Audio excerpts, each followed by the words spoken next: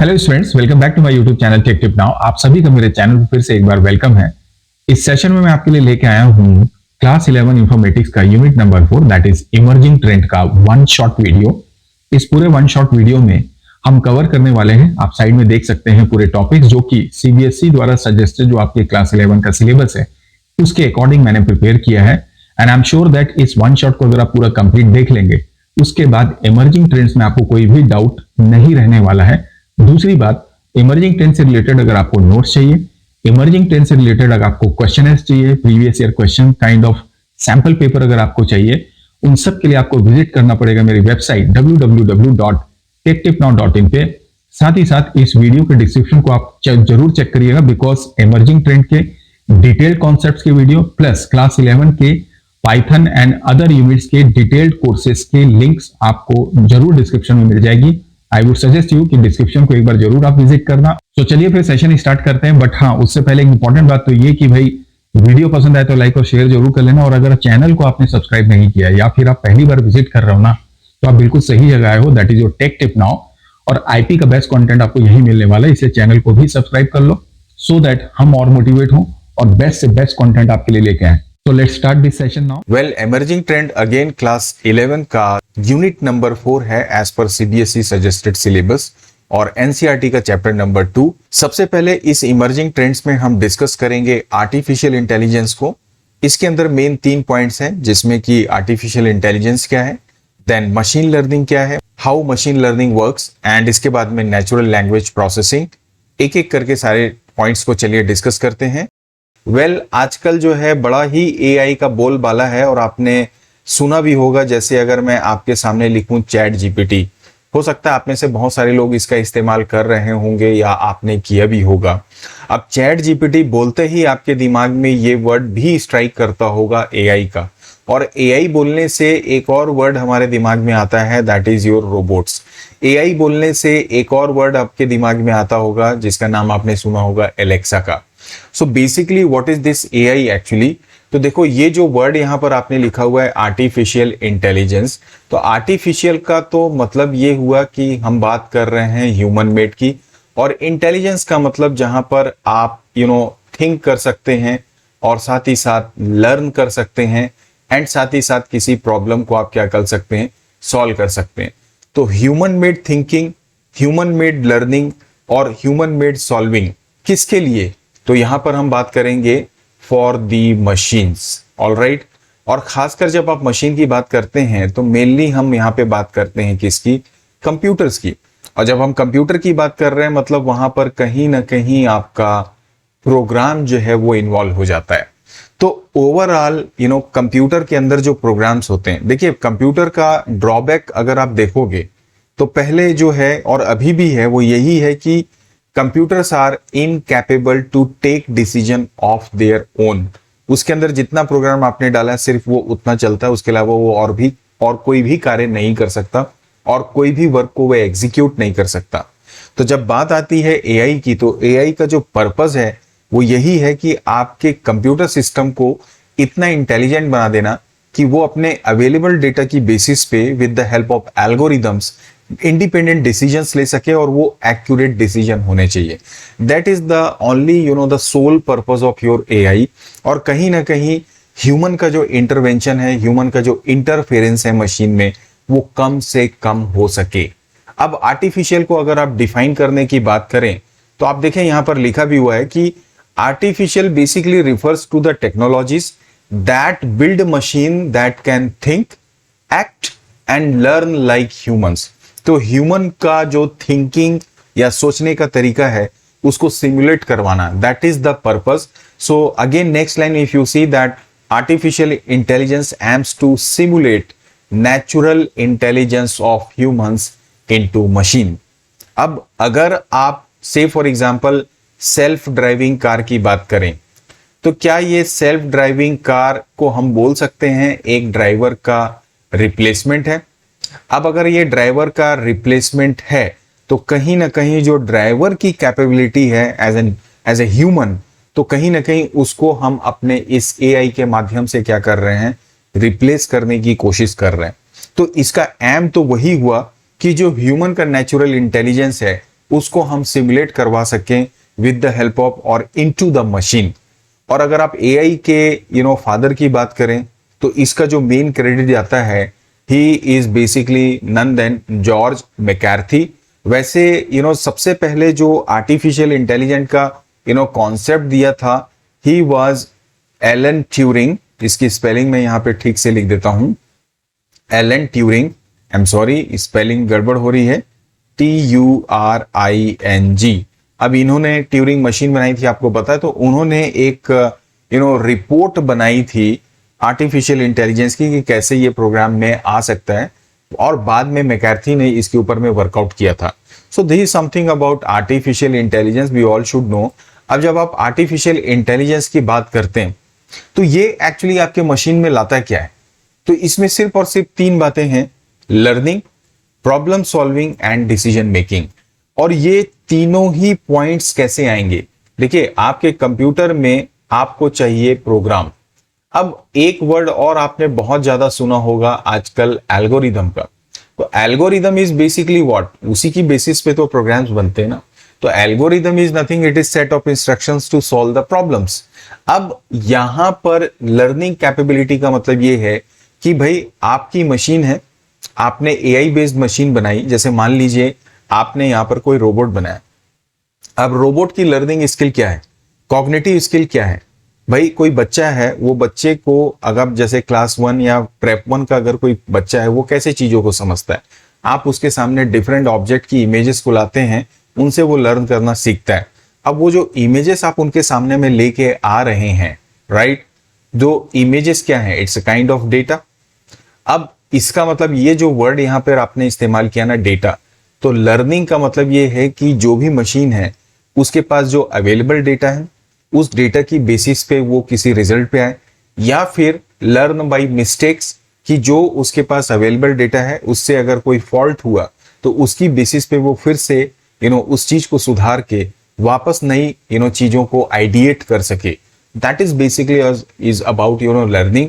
और जब लर्निंग होती है, ऑब्वियसली उससे प्रॉब्लम सॉल्विंग आती है, और प्रॉब्लम सॉल्विंग का मतलब होता है राइट मोड पे डिसीजन को फाइंड आउट करना। और इन सब का जो कोर होता है, दैट इज कहीं ना कहीं वो होता है आपका डेटा। जितना ज्यादा डेटा होगा, जितना मल्टीपल टाइम्स आपकी मशीन लर्न करेगी, जितना ज्यादा अमाउंट में उसके पास डेटा आएगा, उतना ज्यादा वो पैटर्न्स को रिकॉग्नाइज कर पाएगा, और उसकी बेसिस पे डिफरेंशिएट कर पाएगा डिफरेंट पैटर्न्स को, और उसकी बेसिस पे वो डिसीजन ले पाता है। सो द सोल पर्पस, और यू कैन से the purpose of artificial intelligence, like I said, कि ह्यूमन के जैसे सोचना समझना तो है, लेकिन learning, problem skills, I mean problem solving and decision making, ये 3 स्किल होती हैं जो हम with the help of AI हमारी मशीन्स में डालने की कोशिश करते हैं। अब जब आप एआई की बात करते हो तो बेसिकली इसका पर्पस क्या हुआ? जैसे मैंने आपको बोला कि अगर आप मशीन के अंदर एआई डाल दो, उसके अंदर खुद की सेल्फ लर्निंग कैपेबिलिटी हो और वो डिसीजन ले सके, तो कहीं ना कहीं उससे आपके ह्यूमन का जो इंटरफेरेंस है मशीन में, वो कम होगा। ज्यादा से ज्यादा इनकॉर्पोरेट करना ह्यूरिस्टिक्स एबिलिटी। अब ह्यूरिस्टिक्स का मतलब होता है कि लर्निंग फ्रॉम पास्ट एक्सपीरियंस। आपके पास अपना पास्ट एक्सपीरियंस है एज ए ह्यूमन। अगर आप सोचें तो आप एग्जाम देते हैं, एग्जाम में सही मार्क्स नहीं आते, देन यू थिंक दैट कि हाँ, हमने यहाँ पर अपने डिसिप्लिन को मेंटेन नहीं किया, हमने उतनी एफर्ट नहीं डाली। तो ये जो छोटी छोटी बातें हैं, उसी तरह से मशीन के पास जो अवेलेबल डेटा होते हैं, पास्ट डेटा होते हैं, उनकी बेसिस पे वो डिसीजन ले सके, मिस्टेक्स को सुधार सके। That is called heuristics abilities and create and update knowledge base. Obviously regular interval पे लगातार आपकी मशीन के पास में नए अपडेटेड डेटा आते रहना चाहिए। That is the purpose of, you can say what, artificial intelligence. Now जब हम आर्टिफिशियल इंटेलिजेंस के एग्जांपल्स की बात करते हैं तो बहुत सारे एग्जांपल्स हैं। मैं आइडियली यहाँ पे कुछ कैटेगरीज की बात करूंगा, जैसे आप मैप्स की बात करें, आप face detection and recognition based applications की बात करें, नेचुरल लैंग्वेज प्रोसेसिंग, जहां पर आप बोलते हैं और आपके सिस्टम में वो लिखना शुरू हो जाता है। Then humanoids are there. Humanoid का मतलब आपने सुना होगा सोफिया नाम के एक रोबोट को, या हमारे इंडिया में है व्योम मित्र। आप चाहें तो इसे सर्च कर सकते हैं। दे आर ह्यूमनॉइड्स, मतलब रोबोट्स जो ह्यूमन के जैसे लगते हैं, ह्यूमन के जैसे बिहेव करते हैं। और इसी तरह से बहुत सारे डिफरेंट रोबोट्स हैं डिफरेंट सेक्टर्स में जिनका यूज हो रहा है। चैटबॉट्स हैं, जैसे आपने नाम सुना होगा सिरी का, आपने सुना होगा कोटना का या गूगल असिस्टेंट का। All these are chatbots. तो इस तरह से बहुत सारे डिफरेंट एप्लीकेशंस हैं जो आज मार्केट में इस्टेब्लिश हो चुके हैं और आगे भी बहुत सारे डिफरेंट वर्क होने जा रहे हैं। और आने वाले 10 साल में ऐसा है कि ये आर्टिफिशियल इंटेलिजेंस का बहुत ज्यादा बोलबाला होने वाला है आज इस डेट पे जब हम बात कर रहे हैं। आगे बढ़ते हैं और इसी आर्टिफिशियल इंटेलिजेंस के एक और सबसेट को हम डिस्कस करेंगे। That is my second point, is basically what your machine learning. What is this machine learning actually?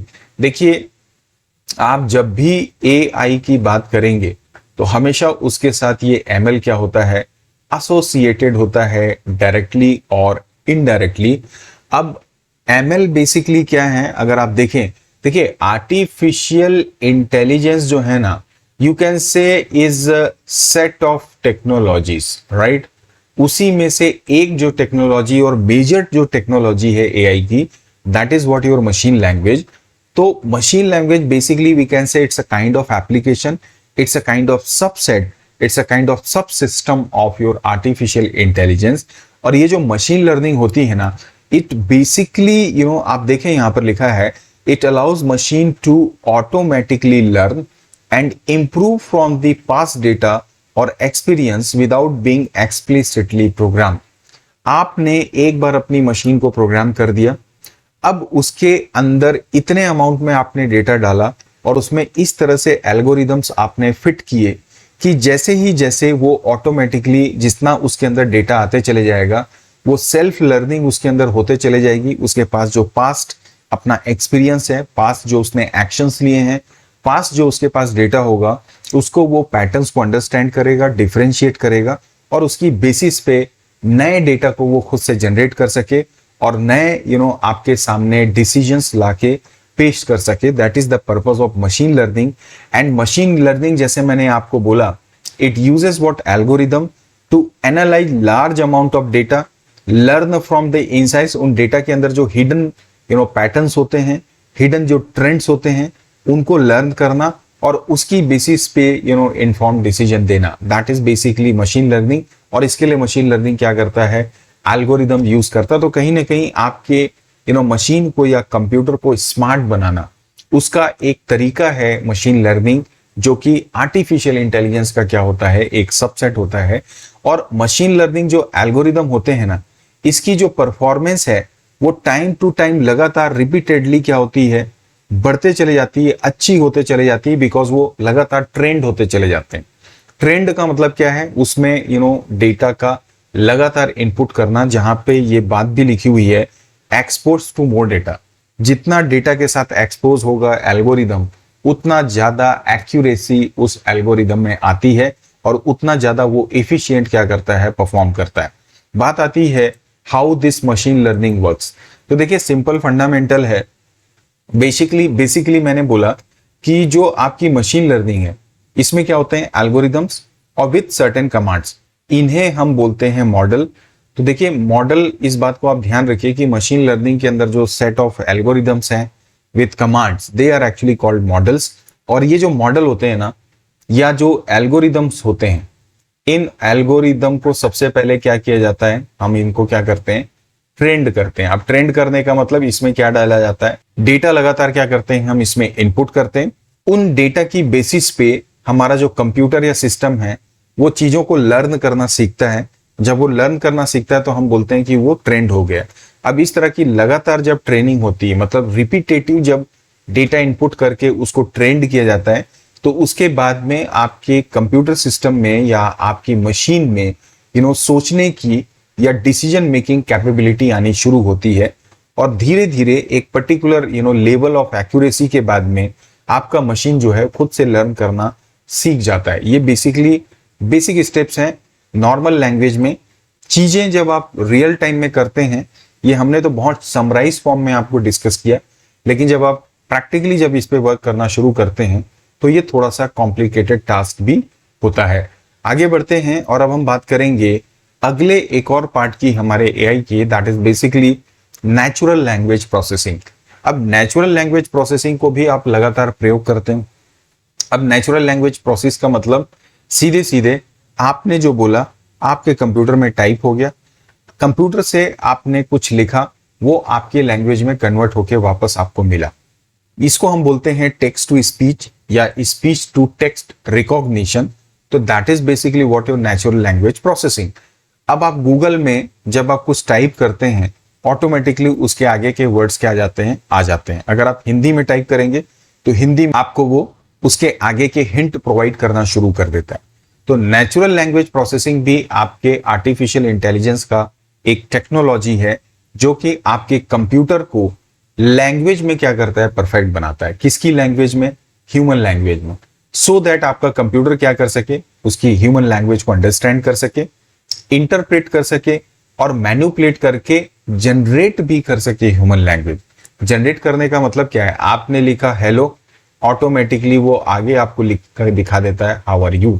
आप चैट जीपीटी में जाते हैं, अब चैट जीपीटी में आप जिस भी भाषा में लिखिए, जैसे इंग्लिश में ही अभी हम बात करें, आप लिखते हैं क्वेश्चन, आपको आंसर प्रोवाइड कर दे रहा है, तो वो आपको लिखना दिखा रहा है। तो क्या यहाँ पे एनएलपी नहीं है? एनएलपी भी इन्वॉल्व है उसके डेटा बैंक के साथ में। तो नेचुरल लैंग्वेज प्रोसेसिंग की अगर आप डिफरेंट एप्लीकेशंस की बात करें, आपने कोर्टना, सिरी, एलेक्सा का एग्जांपल भी आप देख सकते हैं, जहां पर स्पीच टू टेक्स्ट या टेक्स्ट टू स्पीच आपको एग्जांपल्स मिलते हैं। तो एनएलपी की अगर परफॉर्मेंस की बात करें, तो जैसे मैंने आपको बोला टेक्स्ट टू स्पीच, आपने लिखा और वो आपके वॉइस में कन्वर्ट हो गया। तो ऑडियो आउटपुट जनरेट करना, आपने टाइप किया, ऑडियो आउटपुट आपको मिल रहा है। देन अगर आप जैसे गूगल असिस्टेंट में जा रहे हैं, आपने क्वेश्चन किया, आंसर आपको वॉइस के फॉर्म में मिलता है। Then speech to text conversion, आपने कुछ बोला और वो आपके गूगल में या आपके एप्लीकेशन में टाइप हो गया। आपने हिंदी में बोला, हिंदी में टाइप करके आपको मिल गया। That is what voice text messaging. Spelling check करना, ऑटो कंप्लीट करना। अब वो डिफरेंट एप्लीकेशन, जैसे एमएस वर्ड अगर आप एग्जांपल लेते हो, एमएस वर्ड में तो ये स्पेल चेक कई जमाने पहले से चले आ जा रहा है। तो वो भी कहीं ना कहीं एक एग्जांपल है नेचुरल लैंग्वेज प्रोसेसिंग का। और अब ये एक स्पेसिफाइड फील्ड हो चुकी है जब से एआई का बोलबाला है। अदरवाइज एआई तो बहुत पहले से एग्जिस्ट कर रहा है हमारी आईटी इंडस्ट्री में, बट अब इसे और ज्यादा स्ट्रांग बनाया जा रहा है सो दैट ये इंडिपेंडेंट लर्निंग कर सके, साथ ही साथ डिसीजन ले सके। इसी तरह से ऑटोमेटेड कस्टमर सर्विस। अब आप कई जगह वेबसाइट पे, बड़ी वेबसाइट्स पे जाते हैं तो मे आई हेल्प यू का ऑप्शन आता है, हेल्प डेस्क होता है। सो that is what basically, that is again natural language processing का एक एग्जांपल। आप किसी भी एप्लीकेशन में जाइए, चैटबॉट खुल जाएगा, मे आई हेल्प यू, आप क्वेश्चन डालते हैं, आपको आंसर मिलना शुरू हो जाता है। So they are basically what they are using their robots, जिसको बॉट्स भी बोलते हैं। तो basically it is what an example of natural language processing. इसी तरह से मशीन में लैंग्वेज का ट्रांसलेशन, तो गूगल ट्रांसलेटर आप यूज करते हैं, किसी भी लैंग्वेज में आपने जो लिखा वो वापस कन्वर्ट आप करके देता है। देन इंफॉर्मेशन रिट्रीवल, इंफॉर्मेशन को रिट्रीव करने का mechanism. So all these are what different type of applications we can say that of natural language processing. तो अभी हमने देखा what is this AI, then हमने देखा मशीन लर्निंग, देन हमने देखा नेचुरल लैंग्वेज प्रोसेसिंग। ये सभी हमारे स्टार्टिंग पॉइंट के पार्ट हैं इमर्जिंग ट्रेंड्स के। अब हम डिस्कस करने जा रहे हैं इमर्जिंग ट्रेंड का next topic, that is immersive experience. और बेसिकली इमर्सिव एक्सपीरियंस में हम बात करते हैं वर्चुअल रियलिटी की और ऑगमेंटेड रियलिटी की। आइए इन दोनों को समझने की कोशिश करते हैं, उनके कुछ बेसिक इंपॉर्टेंट पॉइंट्स। अगर चैनल पे पहली बार अगर आप विजिट कर रहे हो तो चैनल को लाइक कर दीजिएगा, सब्सक्राइब भी कर दीजिएगा और शेयर जरूर करना भाई अपने फ्रेंड्स के साथ में। अभी हम बात कर रहे हैं सबसे पहले कि भाई इमर्सिव एक्सपीरियंसेस क्या होते हैं या इमर्सिव एक्सपीरियंस क्या है। तो यहाँ पर ये जो आप फोटो देख रहे होगे, ये फोटो देख के ही आपको समझ में आ गया होगा। भाई इमर्सिव एक्सपीरियंस का मतलब सीधे सीधे ये है कि हमारे रियल वर्ल्ड में, फिजिकल वर्ल्ड में डिजिटल टेक्नोलॉजी को लगा के एक ऐसा वर्चुअल इन्वायरमेंट बना देना जहां पर आप बहुत सारे डिफरेंट टाइप्स ऑफ एक्टिविटीज को एग्जीक्यूट कर सकें। अब डिफरेंट टाइप ऑफ एक्टिविटीज को एग्जीक्यूट करना या परफॉर्म करने का मतलब ये है, जैसे अगर आपको ट्रेनिंग करनी, अब या तो आप रियल टाइम में, जैसे मान लीजिए आप क्रिकेट खेलते हैं, अब आपको क्रिकेट की प्रैक्टिस करनी है, ठीक है। अब क्रिकेट की प्रैक्टिस करने के लिए या तो आप ग्राउंड में जाओगे, बाकायदा कोचिंग लोगे। अब आप मान लीजिए आपके पास स्पेस नहीं है, तो हमने क्या किया कि भाई क्रिकेट ग्राउंड का एक वर्चुअल इन्वायरमेंट बना दिया। ठीक है ना। और उस वर्चुअल इन्वायरमेंट में जो है एक छोटे से ही स्पेस में आपका स्क्रीन भी लगा हुआ है और पूरा एक ऐसा आपको फील दे रहा है कि आप नेचुरली क्रिकेट ग्राउंड में खेल रहे हो और वहां पे आपकी प्रैक्टिस भी हो जा रही है। सिमिलरली मान लीजिए आप स्पोर्ट्स के अलावा जैसे मिलिट्री में अब आपको अगर शूटिंग की प्रैक्टिस करनी है, आपने हेडसेट लगाया, इमेजिनरी में डिजिटल वर्ल्ड में ही आपके पास एक शूटिंग का मान लीजिए जैसे वो रिवॉल्वर या जो भी रहता है जिससे शूटिंग करते हैं वो है, और उसके द्वारा आप जो है शूटिंग की प्रैक्टिस कर रहे हो वर्चुअल इन्वायरमेंट में।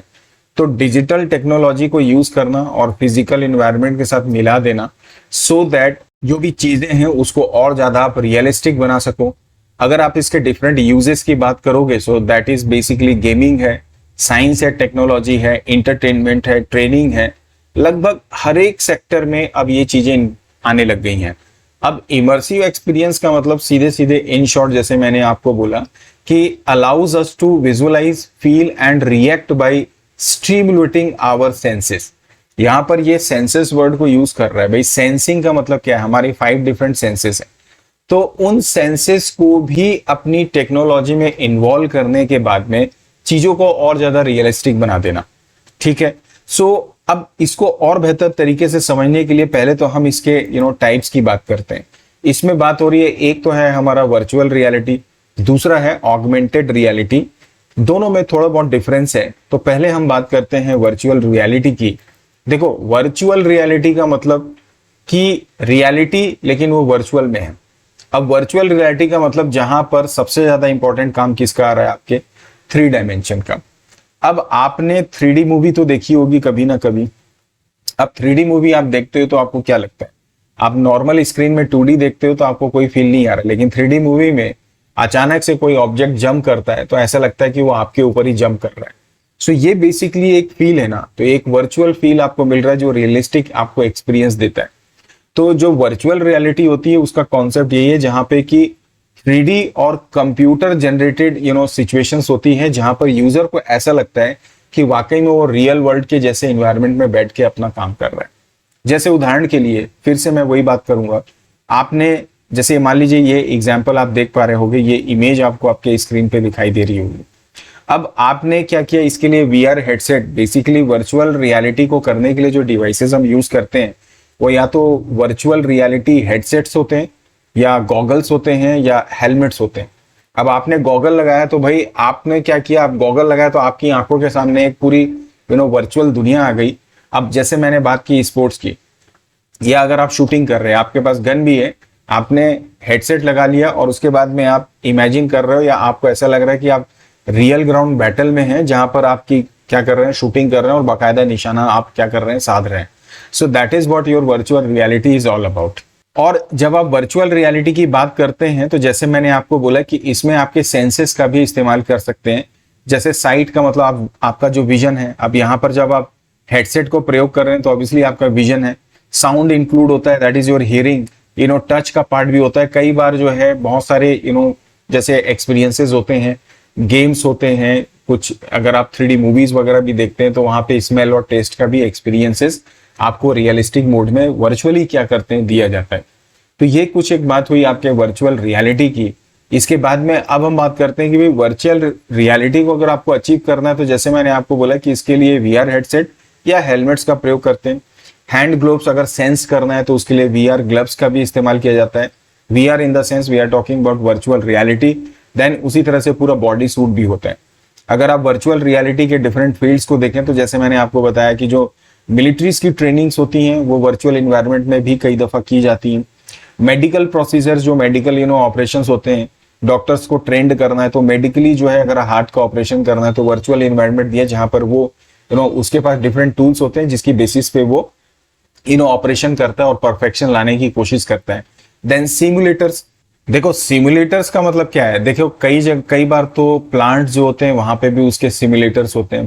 प्लांट का मतलब किसकी मैं बात कर रहा हूँ, जैसे पावर प्लांट है। अब पावर प्लांट्स में ट्रेनिंग देनी है तो अब रियल टाइम में जो पावर प्लांट है उसके अंदर तो आप नहीं जा सकते क्योंकि इतना हाई टेम्परेचर है, इतना स्टीम है। तो उन्होंने क्या किया, अपना एक सिमुलेटर बना दिया, उसके एक वर्चुअल कॉन्सेप्ट बना दिया जहां पे डिजिटल टेक्नोलॉजी को यूज करके वो चीजों को क्या करते हैं, एक्सपीरियंस करते हैं और सीखते हैं। तो स्पोर्ट्स में भी वही बात है, आप इमेज को देख पा रहे होगे, इस इमेज में भी क्या हो रहा है कि एक स्पोर्ट्स पर्सन है या स्पोर्ट्स वोमेन है जिसने हेडसेट का इस्तेमाल किया हुआ है और उसको ऐसा फील आ रहा है कि वो रियल ग्राउंड पे है और वहां पे वो अपनी प्रैक्टिस को अंजाम दे रही है। डेफिनेटली इंटरटेनमेंट तो इसका पार्ट है ही है, प्लस साइकोलॉजी वगैरह में भी इसका प्रयोग किया जाता है। तो ये कुछ तो बातें हुई हमारे वर्चुअल रियलिटी की। उसके बाद में बात आती है ऑगमेंटेड रियलिटी।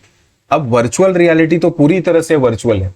ऑगमेंटेड रियलिटी में क्या रहता है, यहाँ पर आपका फिजिकल वर्ल्ड तो है ही है, रियल वर्ल्ड तो है ही है, और उसमें डिजिटल टेक्नोलॉजी को इन्वॉल्व कर दिया जाता है। जैसे कि आपने एक गेम सुना होगा पोकेमॉन।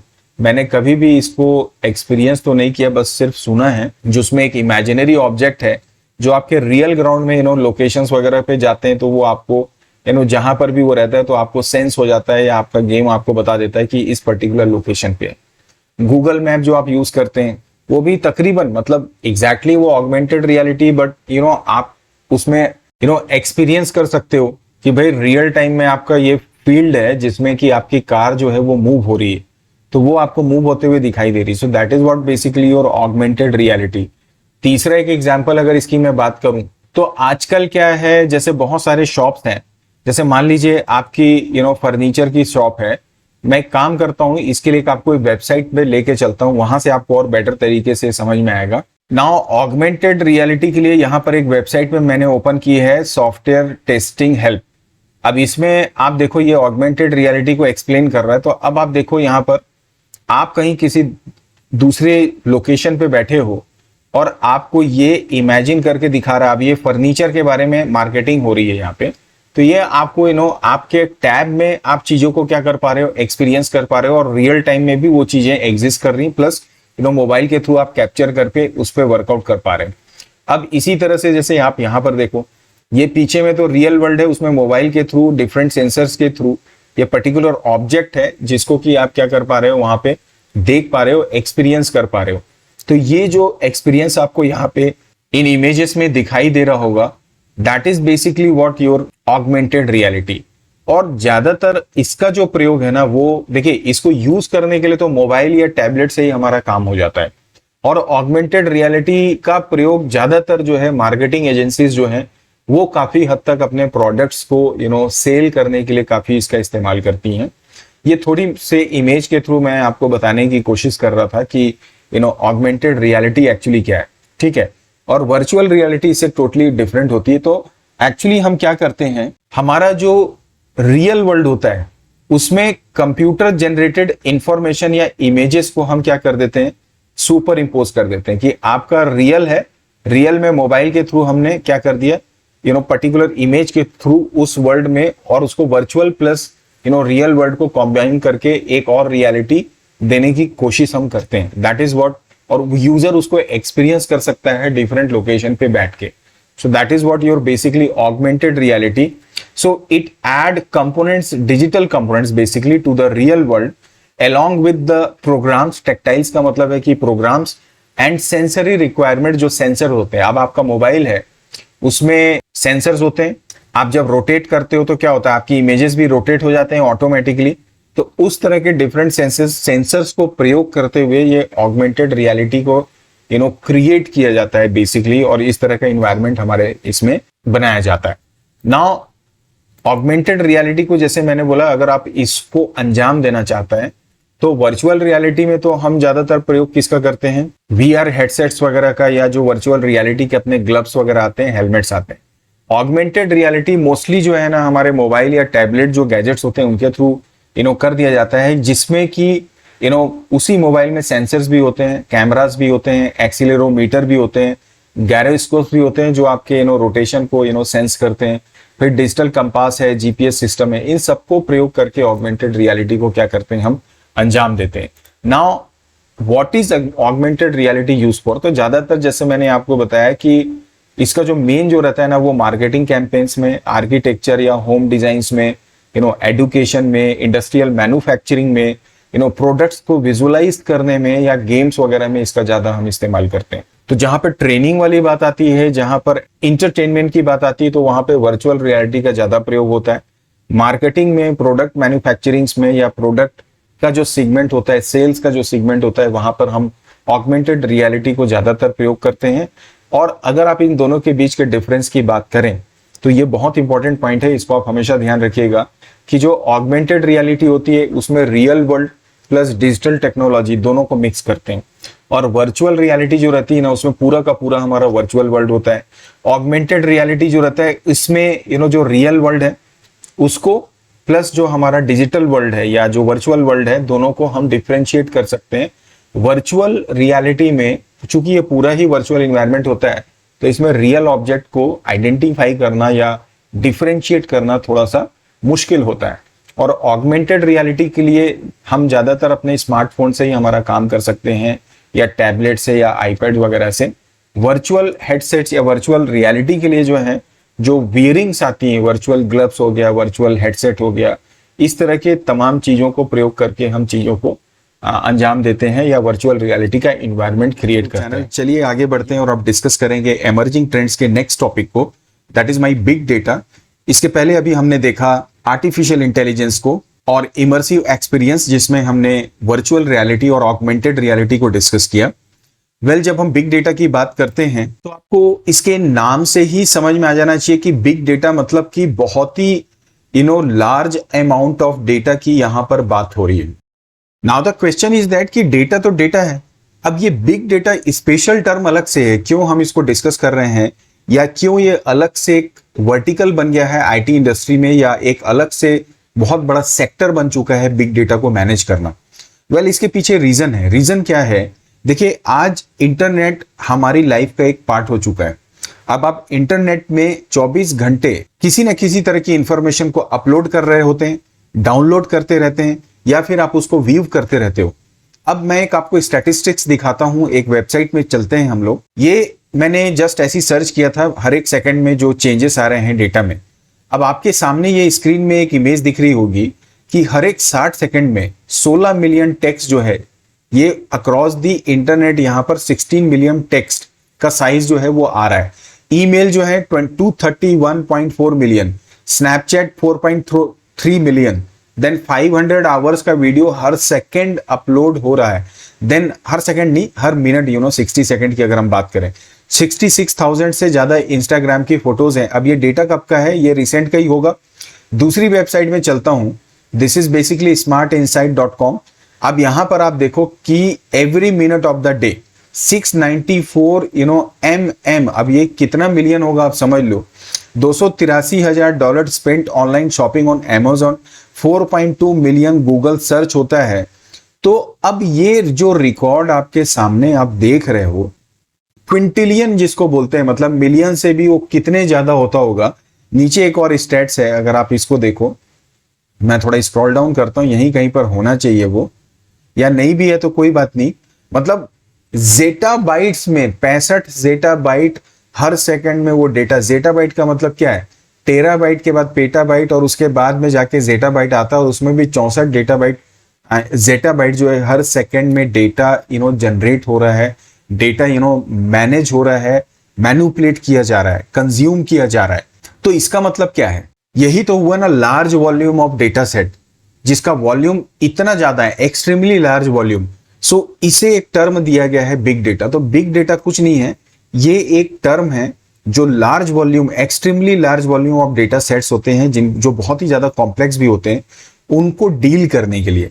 क्यों उनको डील करने के लिए? क्योंकि जो नॉर्मल डेटाबेस एप्लीकेशंस हैं, अब आप DBMS पढ़ते हो, RDBMS पढ़ते हो ना, तो उनकी हेल्प से इन बिग डेटास को या लार्ज वॉल्यूम ऑफ डेटा को नाउअडेज मैनेज करना इतना आसान नहीं।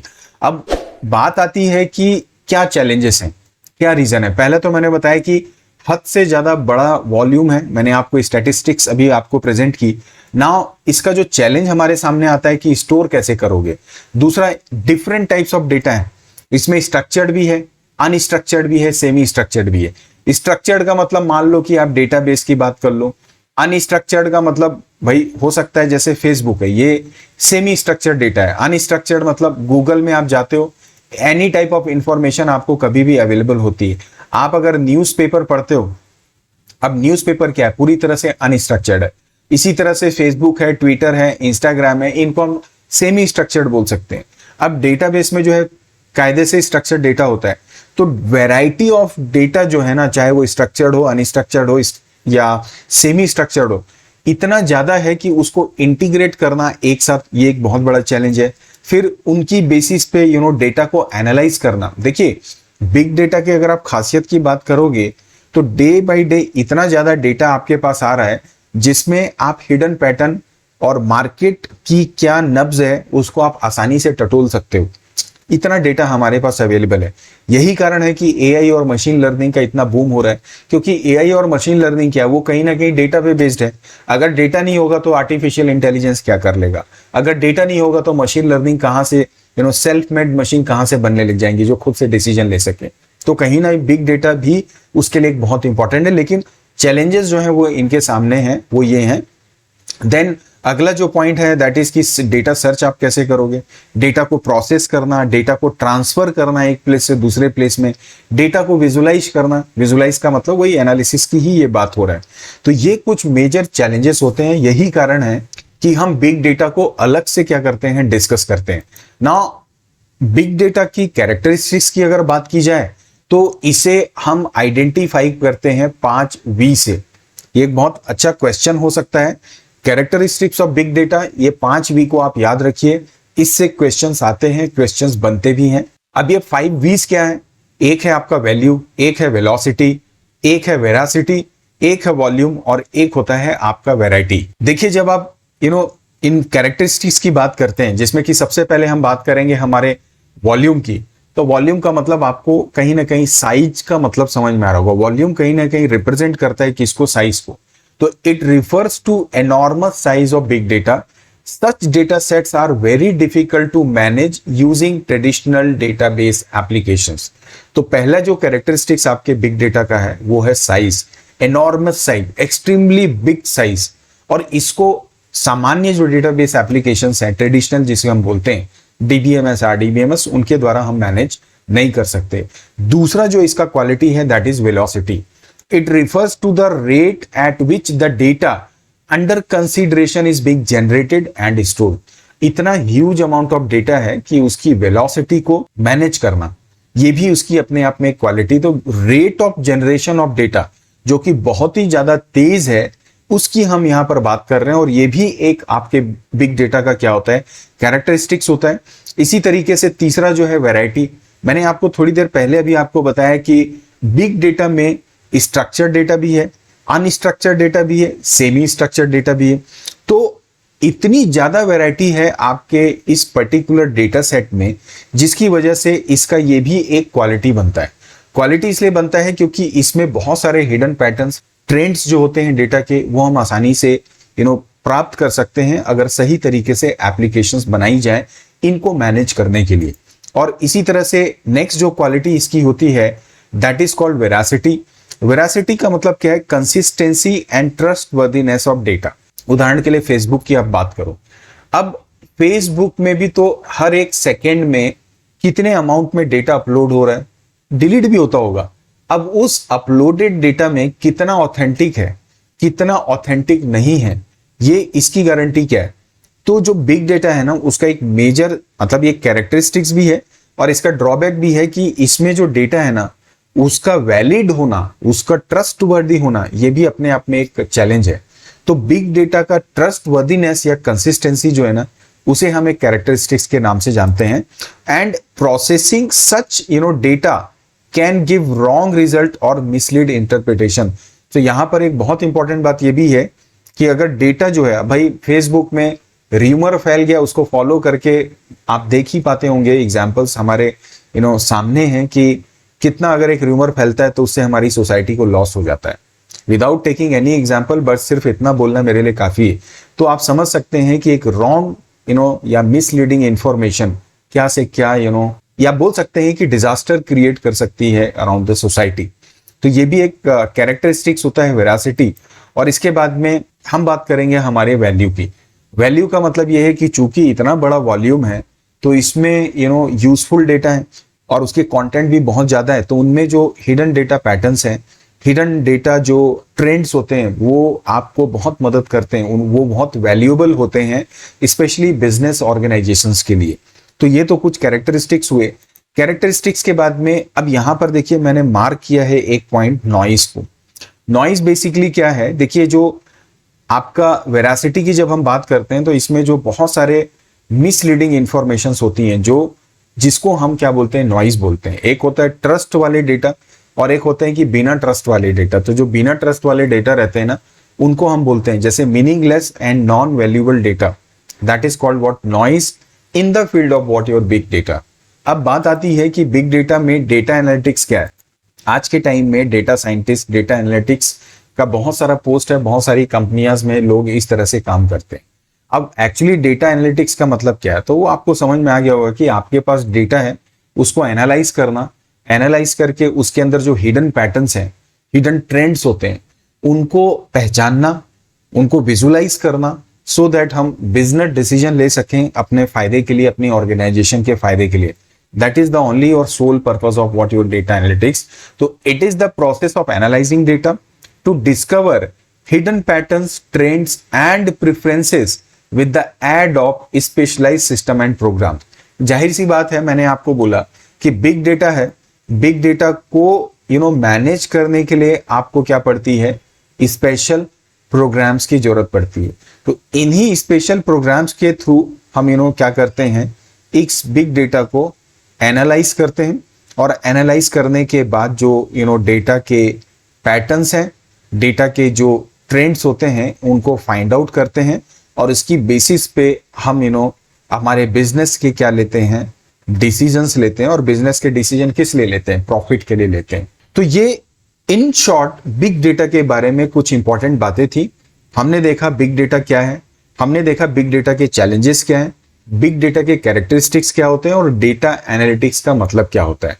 अब सेशन को यहीं पे एंड करेंगे। अगले सेशन में फर्दर हम बात करेंगे हमारे इमर्जिंग ट्रेंड के नेक्स्ट टॉपिक की, probably internet of things and WOT के बारे में। आइए आगे बढ़ते हैं और अब हम डिस्कस करेंगे हमारे इमर्जिंग ट्रेंड्स के अनदर इंपॉर्टेंट टॉपिक को, जिसमें है IoT that is internet of things, WOT that is web of things and sensors को। चलिए अब इन्हें डिटेल्स में हम समझते हैं। नाउ सबसे पहले हम बात करेंगे इंटरनेट ऑफ थिंग्स की। अब ये जो स्क्रीन में आपके इमेज अभी डिस्प्ले हो रही है, इसको देख के ही आपको एक आइडिया लग गया होगा कि इंटरनेट ऑफ थिंग्स का मतलब क्या है। सबसे पहले तो ये जो थिंग्स वर्ड है, ये थिंग का मतलब क्या है। अब आप देखिए ये आपका इंटरनेट है।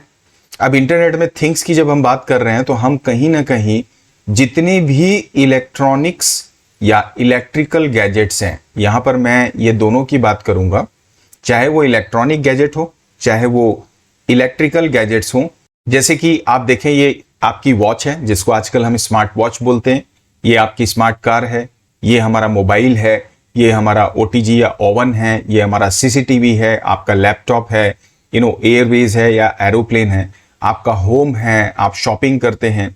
तो तमाम ये जितने भी आइटम्स या ऑब्जेक्ट्स, फिजिकल ऑब्जेक्ट्स देख रहे हैं आप, जो कि फिजिकल कंप्यूटिंग ऑब्जेक्ट है, जिनके अंदर प्रोग्राम्स भी एम्बेडेड होता है, इन सब के बीच में कम्युनिकेशन को इस्टेब्लिश करना over the internet, right. So that is basically the meaning of internet of things.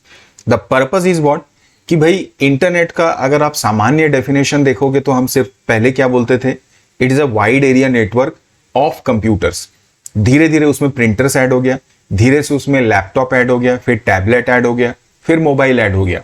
अब मोबाइल के बाद में फर्दर जो होम अप्लायंसेस हैं या अदर जो इलेक्ट्रॉनिक डिवाइसेस हैं, चाहे वो वॉच हो, चाहे आपके घर का वॉशिंग मशीन हो, चाहे वो आपका कार हो, चाहे आपकी OTG हो, तो तमाम ये जितने डिवाइसेस हैं आप इन सब को इंटीग्रेट कर सकते हो और आपस में इनमें डेटा का कम्युनिकेशन हो सकता है। डेटा कम्युनिकेशन का मतलब इंफॉर्मेशन एक्सचेंज की मैं बात नहीं कर रहा हूं, लेकिन एटलीस्ट आपस में एक दूसरे के साथ ये इंटीग्रेट होके एक कंप्लीट एक सिस्टम क्रिएट करते हैं, जहां पर आपके एक वन सिंगल मोबाइल से आप सारी चीजों को क्या कर पाते हो, मैनेज कर पाते हो। सो that is actually the idea behind of what your internet of things. तो अब अगर आप इसके थ्योरी के पॉइंट ऑफ व्यू से देखोगे तो मैंने यहां पे लिखा है कि इंटरनेट ऑफ थिंग्स जो होता है ना, it is a technology first of all that connects computing devices, then your physical devices, then vehicles, then appliances, चाहे वो होम या डोमेस्टिक अप्लायंसेस की हम बात करें या कमर्शियल अप्लायंसेस की हम बात करें। इसके अलावा जितने भी फिजिकल ऑब्जेक्ट्स हैं दैट हैव एम्बेडेड सेंसर्स, अब देखो, जब इंटरनेट में ये सारे ऑब्जेक्ट्स आपस में कनेक्टेड होते हैं तो इनमें कुछ चीजें हमको चाहिए रहती हैं, उसके बगैर ये कनेक्शन नहीं होगा। जैसे कि सेंसर्स की आवश्यकता पड़ती है, आगे चल के हम देखेंगे। देन हार्डवेयर चाहिए, ऑब्वियसली हार्डवेयर तो ये है ही, प्लस इसमें सॉफ्टवेयर या प्रोग्राम्स की भी जरूरत होती है जिनके थ्रू ये डेटा कन्वर्जन और डेटा को ट्रांसमिट या रिसीव कर पाते हैं, so that it can connect and exchange data over the network. That means internet की हम बात कर रहे हैं, without requiring, the most important point is what, that human to human का इंटरेक्शन का जरूरत ना पड़े, और ह्यूमन टू कंप्यूटर का जो इंटरेक्शन है वो भी कम से कम हो। तो इंटरनेट ऑफ थिंग्स का मतलब ये है कि आपके आसपास जितने भी गैजेट्स हैं, पर्सनल लेवल पे आप जितनी भी चीजों को यूज करते हैं, एक लॉक से लेकर, एक कार से लेकर, एक मोबाइल सिस्टम, कंप्यूटर, इन सब को कनेक्ट करना और आपका इंटरेक्शन वहां कम से कम हो जाए। आप एक सिंगल की प्रेस करो अपने मोबाइल में और सारी चीजें मैनेज हो सके, और साथ ही साथ ह्यूमन का कंप्यूटर के साथ इंटरेक्शन भी कम हो सके। सो that is the fundamental of what your internet of things. इस डेफिनेशन को आप अपनी स्क्रीन से देख सकते हो। Now the next point is, अब एक जो इंपॉर्टेंट पॉइंट हमको यहाँ पे डिस्कस करना है जब भी हम इंटरनेट ऑफ थिंग्स की बात करते हैं। अब अगर आप इस इमेज को देखो, यहां पर ये जो कार है, अब इस कार को हम लोग क्या बोलते हैं आजकल, स्मार्ट कार, ठीक है। अगर आप यहां पर से फॉर एग्जांपल इस फ्रिज को देखो, इसको हम यहां पे क्या बोलेंगे, स्मार्ट फ्रिज। अब इसके बाद में ये जो यहां पर कंप्यूटर लगा है, तो अगर ये टीवी है मान लीजिए, तो मैंने इसको बोल दिया क्या, स्मार्ट टीवी। इसी तरह से आपका ये मोबाइल है, आप इसको क्या बोलते हैं, स्मार्ट मोबाइल बोलते हैं। इसी तरह से आपका ये बल्ब आपको यहां पे दिखाई दे रहा है, इसको आप क्या बोलते हैं, स्मार्ट बल्ब बोलते हैं। तो तमाम जितने गैजेट्स हैं इनके आगे अब ये जो वर्ड यूज होने लगा है smart, what is the meaning of this smart actually. हालांकि देखो, मोबाइल के सामने तो स्मार्ट लगाने का कोई सेंस नहीं, क्योंकि मोबाइल तो स्मार्ट होता ही होता है।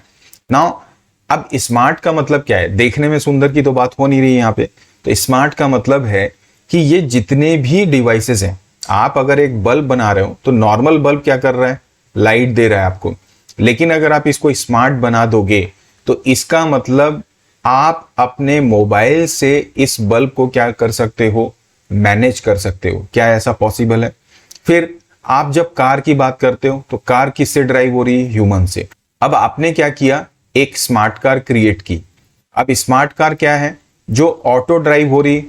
अब जब ये ऑटो ड्राइव हो रही है तो आप समझ सकते हो कि ये कितने स्मार्ट है। यहां पर ये किसी भी ऑब्जेक्ट को सेंस कर सकती है, चाहे रिवर्स करो, चाहे फॉरवर्ड मूव कर रहे हो, लेफ्ट राइट जैसा भी है। तो ये स्मार्ट कैसे हो गई, तो यहां पर ये हो रहा है कि it is the ability to communicate and work with other network technologies, and through this ability to allow automated and adaptive functionality as well as remote accessibility or operation from anywhere। Smart का मतलब सीधे सीधे ये है कि आपका जो भी डिवाइस है उसके अंदर ये एबिलिटी आ जाए कि वो किसी भी दूसरे जो डिवाइस है जो किसी एक नेटवर्क में over the internet basically connected है, उनके साथ वो कम्युनिकेट इस्टेब्लिश कर सके। उसके अंदर एबिलिटी हो कि automatically it can decide when to switch on, when to switch of.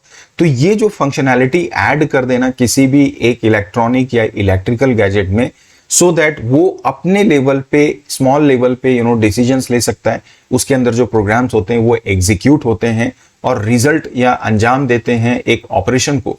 So that is basically the meaning of this smart in this particular case. और जब आप स्मार्ट की बात करते हो तो यहां पर अब बात हम करेंगे एप्लीकेशन ऑफ आईओटी की।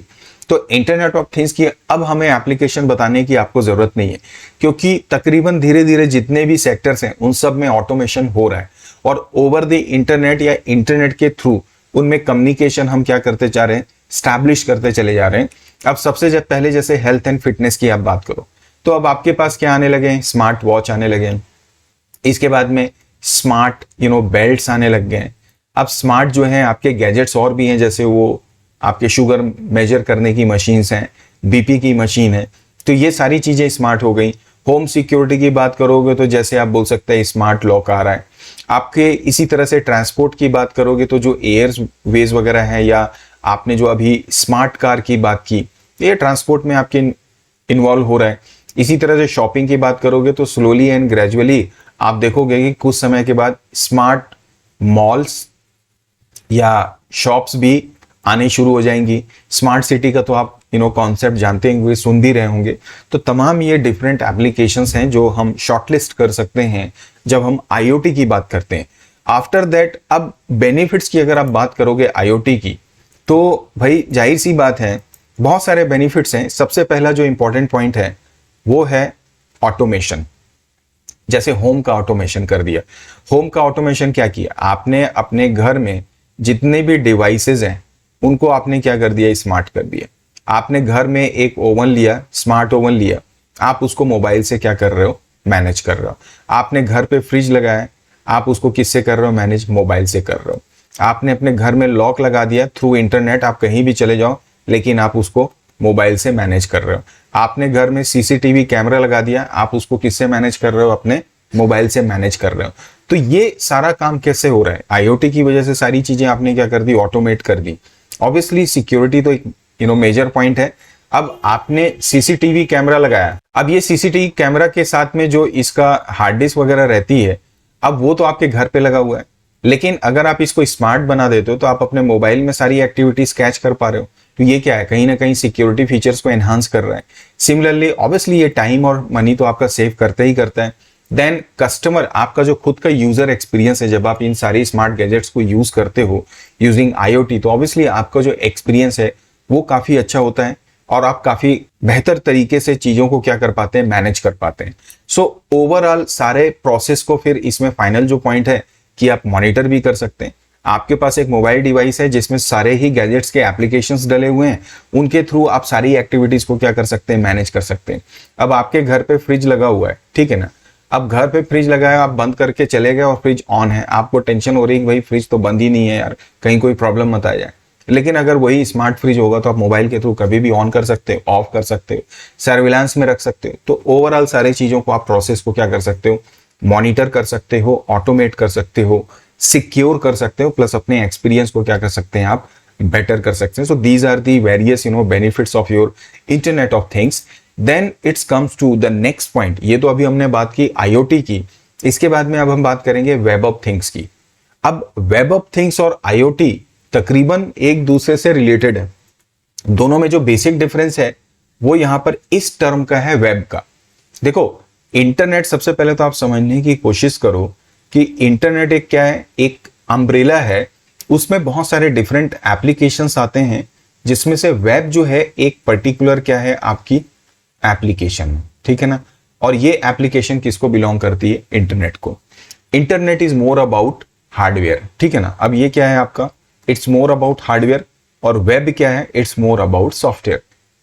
मैं ये बात आपके साथ क्यों कर रहा हूं, देखिए जब आप आईओटी की बात करते हो ना तो it's more about what, software, और जब आप डब्ल्यूओटी की बात करते हो ना तो इट्स मोर अबाउट सॉफ्टवेयर। तो मैंने आईओटी का आई थिंक हार्डवेयर ही बोला, नहीं बोला तो हार्डवेयर, और डब्ल्यूओटी क्या होता है आपका, सॉफ्टवेयर होता है। रीजन क्या है, क्या जरूरत है इसकी, क्योंकि देखिए अब मैं आपसे बात करूं, आपका अपना मोबाइल है, आपके पास एक स्मार्ट कार है, ठीक है ना, ये आपकी कार हो गई। अब यहां पर आपके पास एक ओटीजी भी है घर में, ठीक है, और एक आपका स्मार्ट लॉक भी है, ठीक है। अब ये कंपनी ए की है, ये कंपनी बी की है, ये कंपनी सी की है। प्रॉब्लम क्या है कि ये जो कंपनी ए है इसका अपना कम्युनिकेशन का प्रोटोकॉल 1 है, मैं लिख देता हूं। ये जो बी है इसका अपना प्रोटोकॉल नंबर 2 है, ठीक है, और सी जो है इसका अपना प्रोटोकॉल नंबर 3 है। अब हो क्या रहा है, आपके पास तो अपने घर पे आपका मोबाइल है जिसको आप क्या कर रहे हो, मैनेज कर रहे हो इन तीनों चीजों को। आपने क्या किया, इसका ऐप 1 को डाउनलोड किया अपने मोबाइल में, इसका आपने ऐप 2 को डाउनलोड किया, और इसका आपने ऐप नंबर 3 को अपने मोबाइल में डाउनलोड किया। अब आपका ये स्ट्रक्चर तो बन गया कि क्या, हमने बोला कि भैया हमने आईओटी के कॉन्सेप्ट को इंप्लीमेंट किया। प्रॉब्लम क्या आ रही है कि जितने भी स्मार्ट गैजेट्स हैं, डिवाइसेस हैं, उनका अपना कम्युनिकेशन का प्रोटोकॉल है, कोई भी यूनिवर्सल स्टैंडर्ड प्रोटोकॉल नहीं है। इसकी वजह से क्या हो रहा है, आपने अगर 50 डिवाइसेस इंटरनेट में, आईओटी में अपने सिस्टम के साथ उसको इंटीग्रेट करने की कोशिश की, आप अपने मोबाइल में उन सब के सेपरेट एप्लीकेशंस को क्या करोगे, डाउनलोड करोगे, इंस्टॉल करोगे। तो इंटीग्रेशन हार्डवेयर के पॉइंट ऑफ व्यू से तो हो रहा है, लेकिन सॉफ्टवेयर के पॉइंट ऑफ व्यू से कोई भी ऐसा स्टैंडर्ड हमारे पास मैकेनिज्म नहीं होता जहां पर कि हम ये जो डिफरेंट यहाँ पर आप देखो एप्लीकेशंस आपने यहाँ पे बनाई है, इसको एक सिंगल एप्लीकेशन बना दें और उससे मेरा ये मोबाइल क्या हो सके, मैनेज कर सके। तो इसी प्रॉब्लम को सॉल्व करने के लिए हम क्या करते हैं, वेब ऑफ थिंग्स का इस्तेमाल करते हैं। वेब ऑफ थिंग्स में क्या होगा, मैं 2 मिनट इसको इरेज करूं कि भाई अलग अलग कंपनी के डिवाइसेस हैं, उनके अपने प्रोटोकॉल हैं, इनके अपने अलग अलग एप्लीकेशंस भी हो सकते हैं, ठीक है ना। ये मान लीजिए मैं इनका नंबर कर देता हूं 1 then 2 then 3। लेकिन अगर आप वेब ऑफ थिंग्स की बात करोगे ना, तो हमने क्या किया, यहां पर एक सिंगल स्टैंडर्ड एक क्या बना दिया, डैशबोर्ड बना दिया, ठीक है। अब ये स्टैंडर्ड डैशबोर्ड से ही आपके ये सारे एप्लीकेशंस क्या हो रहे हैं, इंटरैक्ट कर रहे हैं। और एक सिंगल डैशबोर्ड को आपने क्या किया, अपने मोबाइल में डाला और आप ये यूजर हो गए और इसके थ्रू आप चीजों को मैनेज कर रहे हैं। तो वेब ऑफ थिंग का काम है ये स्टैंडर्ड को आपको प्रोवाइड करना, जहां पे बाकी चीजों को आप क्या कर सको, इंटरनेट ऑफ थिंग्स के उनको इंटीग्रेट करके और बेहतर आपको एक्सपीरियंस दे सको। सो that is the concept of web of things. और आई गेस आपको आईओटी के चैलेंजेस भी समझ में आ रहे होंगे। तो अब हमने यहाँ पर आईओटी के चैलेंजेस को यहाँ पे डिफाइन कर दिया कि भाई देखो, कोई भी यूनिवर्सल स्टैंडर्ड नहीं है आईओटी में। जितने भी डिवाइसेस हैं उनके अपने खुद के डिफरेंट मैन्युफैक्चरर्स हैं और उनके कम्युनिकेशन के डिफरेंट अपने खुद के क्या होते हैं, स्टैंडर्ड्स होते हैं। ये एक मेजर चैलेंज है आईओटी में। और दूसरा, आईओटी कहीं ना कहीं क्या करता है, एक पर्सनल नेटवर्क बनाता है। आपका मोबाइल है, आपके मोबाइल से आपकी कार मैनेज हो रही है, आपके ही मोबाइल से आपका फ्रिज मैनेज हो रहा है, ठीक है ना। और आपके मोबाइल से जो भी दूसरा ताले वगैरह घर के लगे हुए हैं वो मैनेज हो रहे हैं, या सीसीटीवी कैमरा जो भी आपने लगाया है वो मैनेज हो रहा है। तो ये एक पर्सनल नेटवर्क क्रिएट करता है। तो जब आप प्रोफेशनल लेवल पे आते हो तो वहां पर फिर आईओटी को ये जो चैलेंजेस हैं इनको सॉर्ट करने के लिए हम इस्तेमाल करते हैं किसका, आपके वेब ऑफ थिंग्स का। तो वेब ऑफ थिंग्स को जैसे मैंने आपको बताया कि आइडियली इसको डिफाइन करना थोड़ा मुश्किल है, बट हम ये बोल सकते हैं कि वेब ऑफ थिंग्स बेसिकली क्या है, सेट ऑफ स्टैंडर्ड्स है जो कि डिजाइन एक्चुअली किसने किया, चूंकि ये वेब है। अब वेब जो वर्ड आया कहां से आया, www से। www वर्ल्ड वाइड वेब को जो बॉडी मैनेज करती है that is your world wide web consortium. तो ये जो वर्ल्ड वाइड वेब कंसोर्टियम या कंसोर्टियम है, ये बेसिकली इन्होंने ये स्टैंडर्ड बनाया है ताकि आप जो इंटरनेट ऑफ थिंग्स में जितने भी गैजेट्स हैं वो ऑपरेट कर सके, उनको फ्रैगमेंट किया जा सकते, उनकी यूजिबिलिटी इंक्रीज की जाए और उसको आप इंटीग्रेट कर सके सही तरीके से most efficient manner. Most efficient manner क्या होगा, एक सिंगल एप्लीकेशन बनाकर एक सिंगल प्लेटफॉर्म देके, मतलब आपको 50 अलग अलग प्लेटफॉर्म लेने की जरूरत नहीं। So this is the best way, pave way for creating smart homes, smart offices, smart cities and smart school और तमाम इस तरह से जितने भी स्मार्ट शॉप्स वगैरह, आप सारी चीजों को इसमें इंक्लूड कर सकते हैं। So this is how we can define what this web of things. The next point is what ये तो बात हुई आईओटी और डब्ल्यूओटी की। अगला जो पॉइंट हमारा आ रहा है, देखो सेंसर्स की हम यहाँ पे बात कर रहे हैं। अब सेंसर क्यों बात कर रहे हैं, मैंने बोला कि अगर आप आईओटी की बात करते हो या डब्ल्यूओटी की बात करते हो तो यहाँ पर आपके हार्डवेयर्स हैं। इस हार्डवेयर में जो सबसे ज्यादा इंपॉर्टेंट रोल प्ले करता है, आपके हार्डवेयर को आपको क्या बनाना पड़ेगा, स्मार्ट बनाना पड़ेगा। स्मार्ट बनाने के लिए जो सबसे इंपॉर्टेंट कंपोनेंट होता है दैट इज योर सेंसर। अब सेंसर क्या है, हमारी बॉडी है, हमारे 5 सेंसेस ऑर्गन, हमारे सेंस ऑर्गन्स होते हैं। अब ये सेंस ऑर्गन स्मेल कर सकते हो, टच कर सकते हो, आप फील कर सकते हो, साइट है, तो ये सारी चीजें हो रही, हियर कर सकते हैं। सिमिलरली जो इलेक्ट्रॉनिक सेंसर्स होते हैं या फिजिकल जो सेंसर्स कंपोनेंट्स होते हैं या डिवाइसेस होते हैं, ये क्या करते हैं, ये सेम वही काम करते हैं कि ये जो फिजिकल एनर्जी है, चाहे जैसे आप टेम्परेचर बात करो, स्पीड की बात करो, इनको ये डिटेक्ट करेंगे और डिटेक्ट करके ये इनका डेटा आपको क्या कर देते हैं, प्रोवाइड कर देते हैं, जिसको फर्दर या तो आप खुद या आपकी मशीन क्या करती है, इंटरप्रेट करती है, प्रोसेस करती है डिफरेंट ऑपरेशंस को एग्जीक्यूट करने के लिए। अब जैसे आप सेंसर देख रहे होंगे, बहुत सारे अलग अलग सेंसर्स हैं, कुछ को मैंने शॉर्टलिस्ट किया, जैसे टेम्परेचर सेंसर है, गायरोस्कोप है, देन स्मोक सेंसर है, अल्कोहल सेंसर है, मोशन सेंसर है, आप इनसे परिचित भी होंगे। आप अगर ट्रैफिक पे हैं तो ट्रैफिक जो पुलिस में रहते हैं वो आजकल अल्कोहल टेस्ट करते हैं, तो क्या है, वो सेंसर ही तो लगा रहता है। आप कई जगह ऑर्गेनाइजेशंस में जाते हैं, हॉस्पिटल्स में जाते हैं जहाँ पे नो स्मोकिंग जोन्स हैं, अगर कोई स्मोक भी आएगा तो वो स्मोक को सेंस करने के लिए सेंसर्स लगे रहते हैं। तो सिमिलरली ये आजकल जो थर्मामीटर्स आने लगे हैं वो आपके सामने, आपको बॉडी के सामने रखते हैं तो वो आपके टेम्परेचर को सेंस कर लेता है। So all these are what sensors, और सेंसर का पर्पस आपको समझ में आ रहा होगा। अब सवाल ये पैदा होता है कि हम यहाँ पे सेंसर्स की बात क्यों कर रहे हैं, क्योंकि हम इंटरनेट ऑफ थिंग्स की बात कर रहे हैं। इंटरनेट ऑफ थिंग्स में एक हाथ में आपके मोबाइल है जिसके थ्रू आप चीजों को मैनेज कर रहे हैं।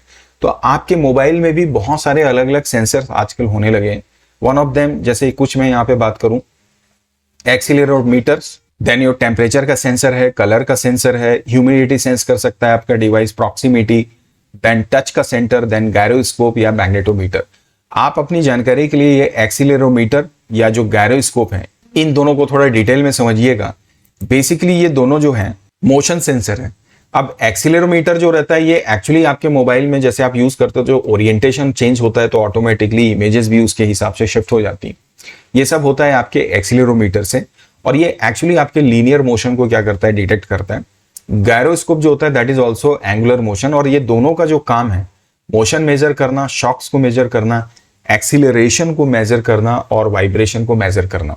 तो ये सारे जो काम होते हैं ये आपके एक्सीलरोमीटर और गायरोस्कोप से होते हैं। हालांकि गायरोस्कोप जो है ना वो एक्चुअली तो एक्सीलरोमीटर जो रहता है ना उसका ही असिस्टेंट है। तो गायरोस्कोप जो रहता है वो सेंस करके एक्सीलरोमीटर को अपना डेटा प्रोवाइड करता है, देन एक्सीलरोमीटर जो होता है ना वो उस डेटा को फर्दर प्रोसेस करके रिजल्ट आपको प्रोवाइड करता है या ऑपरेशंस को एग्जीक्यूट करता है। So all these are the concept of what your sensors. अब बात आ रही है, चूंकि हम आईओटी की बात कर रहे हैं, हमने स्मार्ट डिवाइसेस की बात की, तो स्मार्ट सेंसर्स की भी बात करेंगे। अब स्मार्ट सेंसर क्या हुआ है कि नॉर्मल जो फिजिकल डिवाइस है, जो नॉर्मल सेंसर होता है उसको आपने इंटेलिजेंट बना दिया। इंटेलिजेंट कैसे बनाया? आपने उसमें इलेक्ट्रॉनिक गैजेट्स, हार्डवेयर तो है ही है, प्लस आपने उसमें प्रोग्राम डाला, प्लस आपने सेंसर लगा दिया। मतलब इलेक्ट्रॉनिक सर्किट, सेंसर प्लस उसमें प्रोग्राम को लेके एक सिंगल यूनिट बनाया और उसको आपने स्मार्ट कर दिया। सो दैट ये क्या करेगा, जो भी फिजिकल चेंजेस हैं, एनर्जीज हैं, उनको ये एज एन इनपुट लेगा, प्रोसेस अपने लेवल पे कर देगा और उसकी बेसिस पे डेटा आपको जनरेट करके सीधे दे देगा, और उसके बेसिस पे फर्दर आप डिसीजन ले सकते हो कि भाई हमें फर्दर इसको किस तरह से यूज करना है। तो ये कुछ इंपॉर्टेंट बातें हैं मेरी आईओटी से रिलेटेड, डब्ल्यूओटी से रिलेटेड और स्मार्ट सेंसर और स्पेशली सेंसर से रिलेटेड। उम्मीद करता हूं ये सेशन भी आपको पसंद आया होगा। पसंद आया है तो डेफिनेटली वीडियो को लाइक कर दीजिएगा, शेयर कर दीजिएगा, और अभी तक चैनल को सब्सक्राइब नहीं किया है तो प्लीज चैनल को सब्सक्राइब करें, घंटी दबा दें सो दैट आपको नोटिफिकेशन मिलती रहेगी। चलिए फिर से अब डिस्कस करते हैं हम अगले टॉपिक को, that is cloud computing. And cloud computing के साथ में हम क्लाउड सर्विस को भी डिस्कस करेंगे। एंड एज यू नो कि ये दोनों इमर्जिंग ट्रेंड के ही हमारे नेक्स्ट टॉपिक हैं। इसके प्रीवियस में हमने बिग डेटा को डिस्कस किया है, इसके पहले इमर्सिव एक्सपीरियंस को भी डिस्कस किया, आर्टिफिशियल इंटेलिजेंस को भी हमने डिस्कस कर लिया है। नाउ क्लाउड कंप्यूटिंग की जहां तक बात आती है, सो यू कैन सी अभी मैंने आपके स्क्रीन पे एक इमेज आपको प्रेजेंट की है। ये इमेज जो है कंप्लीट पूरे क्लाउड कंप्यूटिंग को रिप्रेजेंट करती है।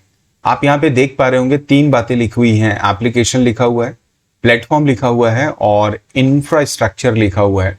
उनसे रिलेटेड डिफरेंट सिंबल्स हैं, रिप्रेजेंटेशन है इमेजेस के फॉर्म में। डिस्कस करते हैं, बट उसके पहले कुछ पॉइंट्स। पहली बात तो ये कि ये जो क्लाउड वर्ड है, इस क्लाउड वर्ड का मतलब क्या होता है, ठीक है। तो देखो, क्लाउड कहीं ना कहीं जो वर्ड है वो रिप्रेजेंट करता है इंटरनेट को।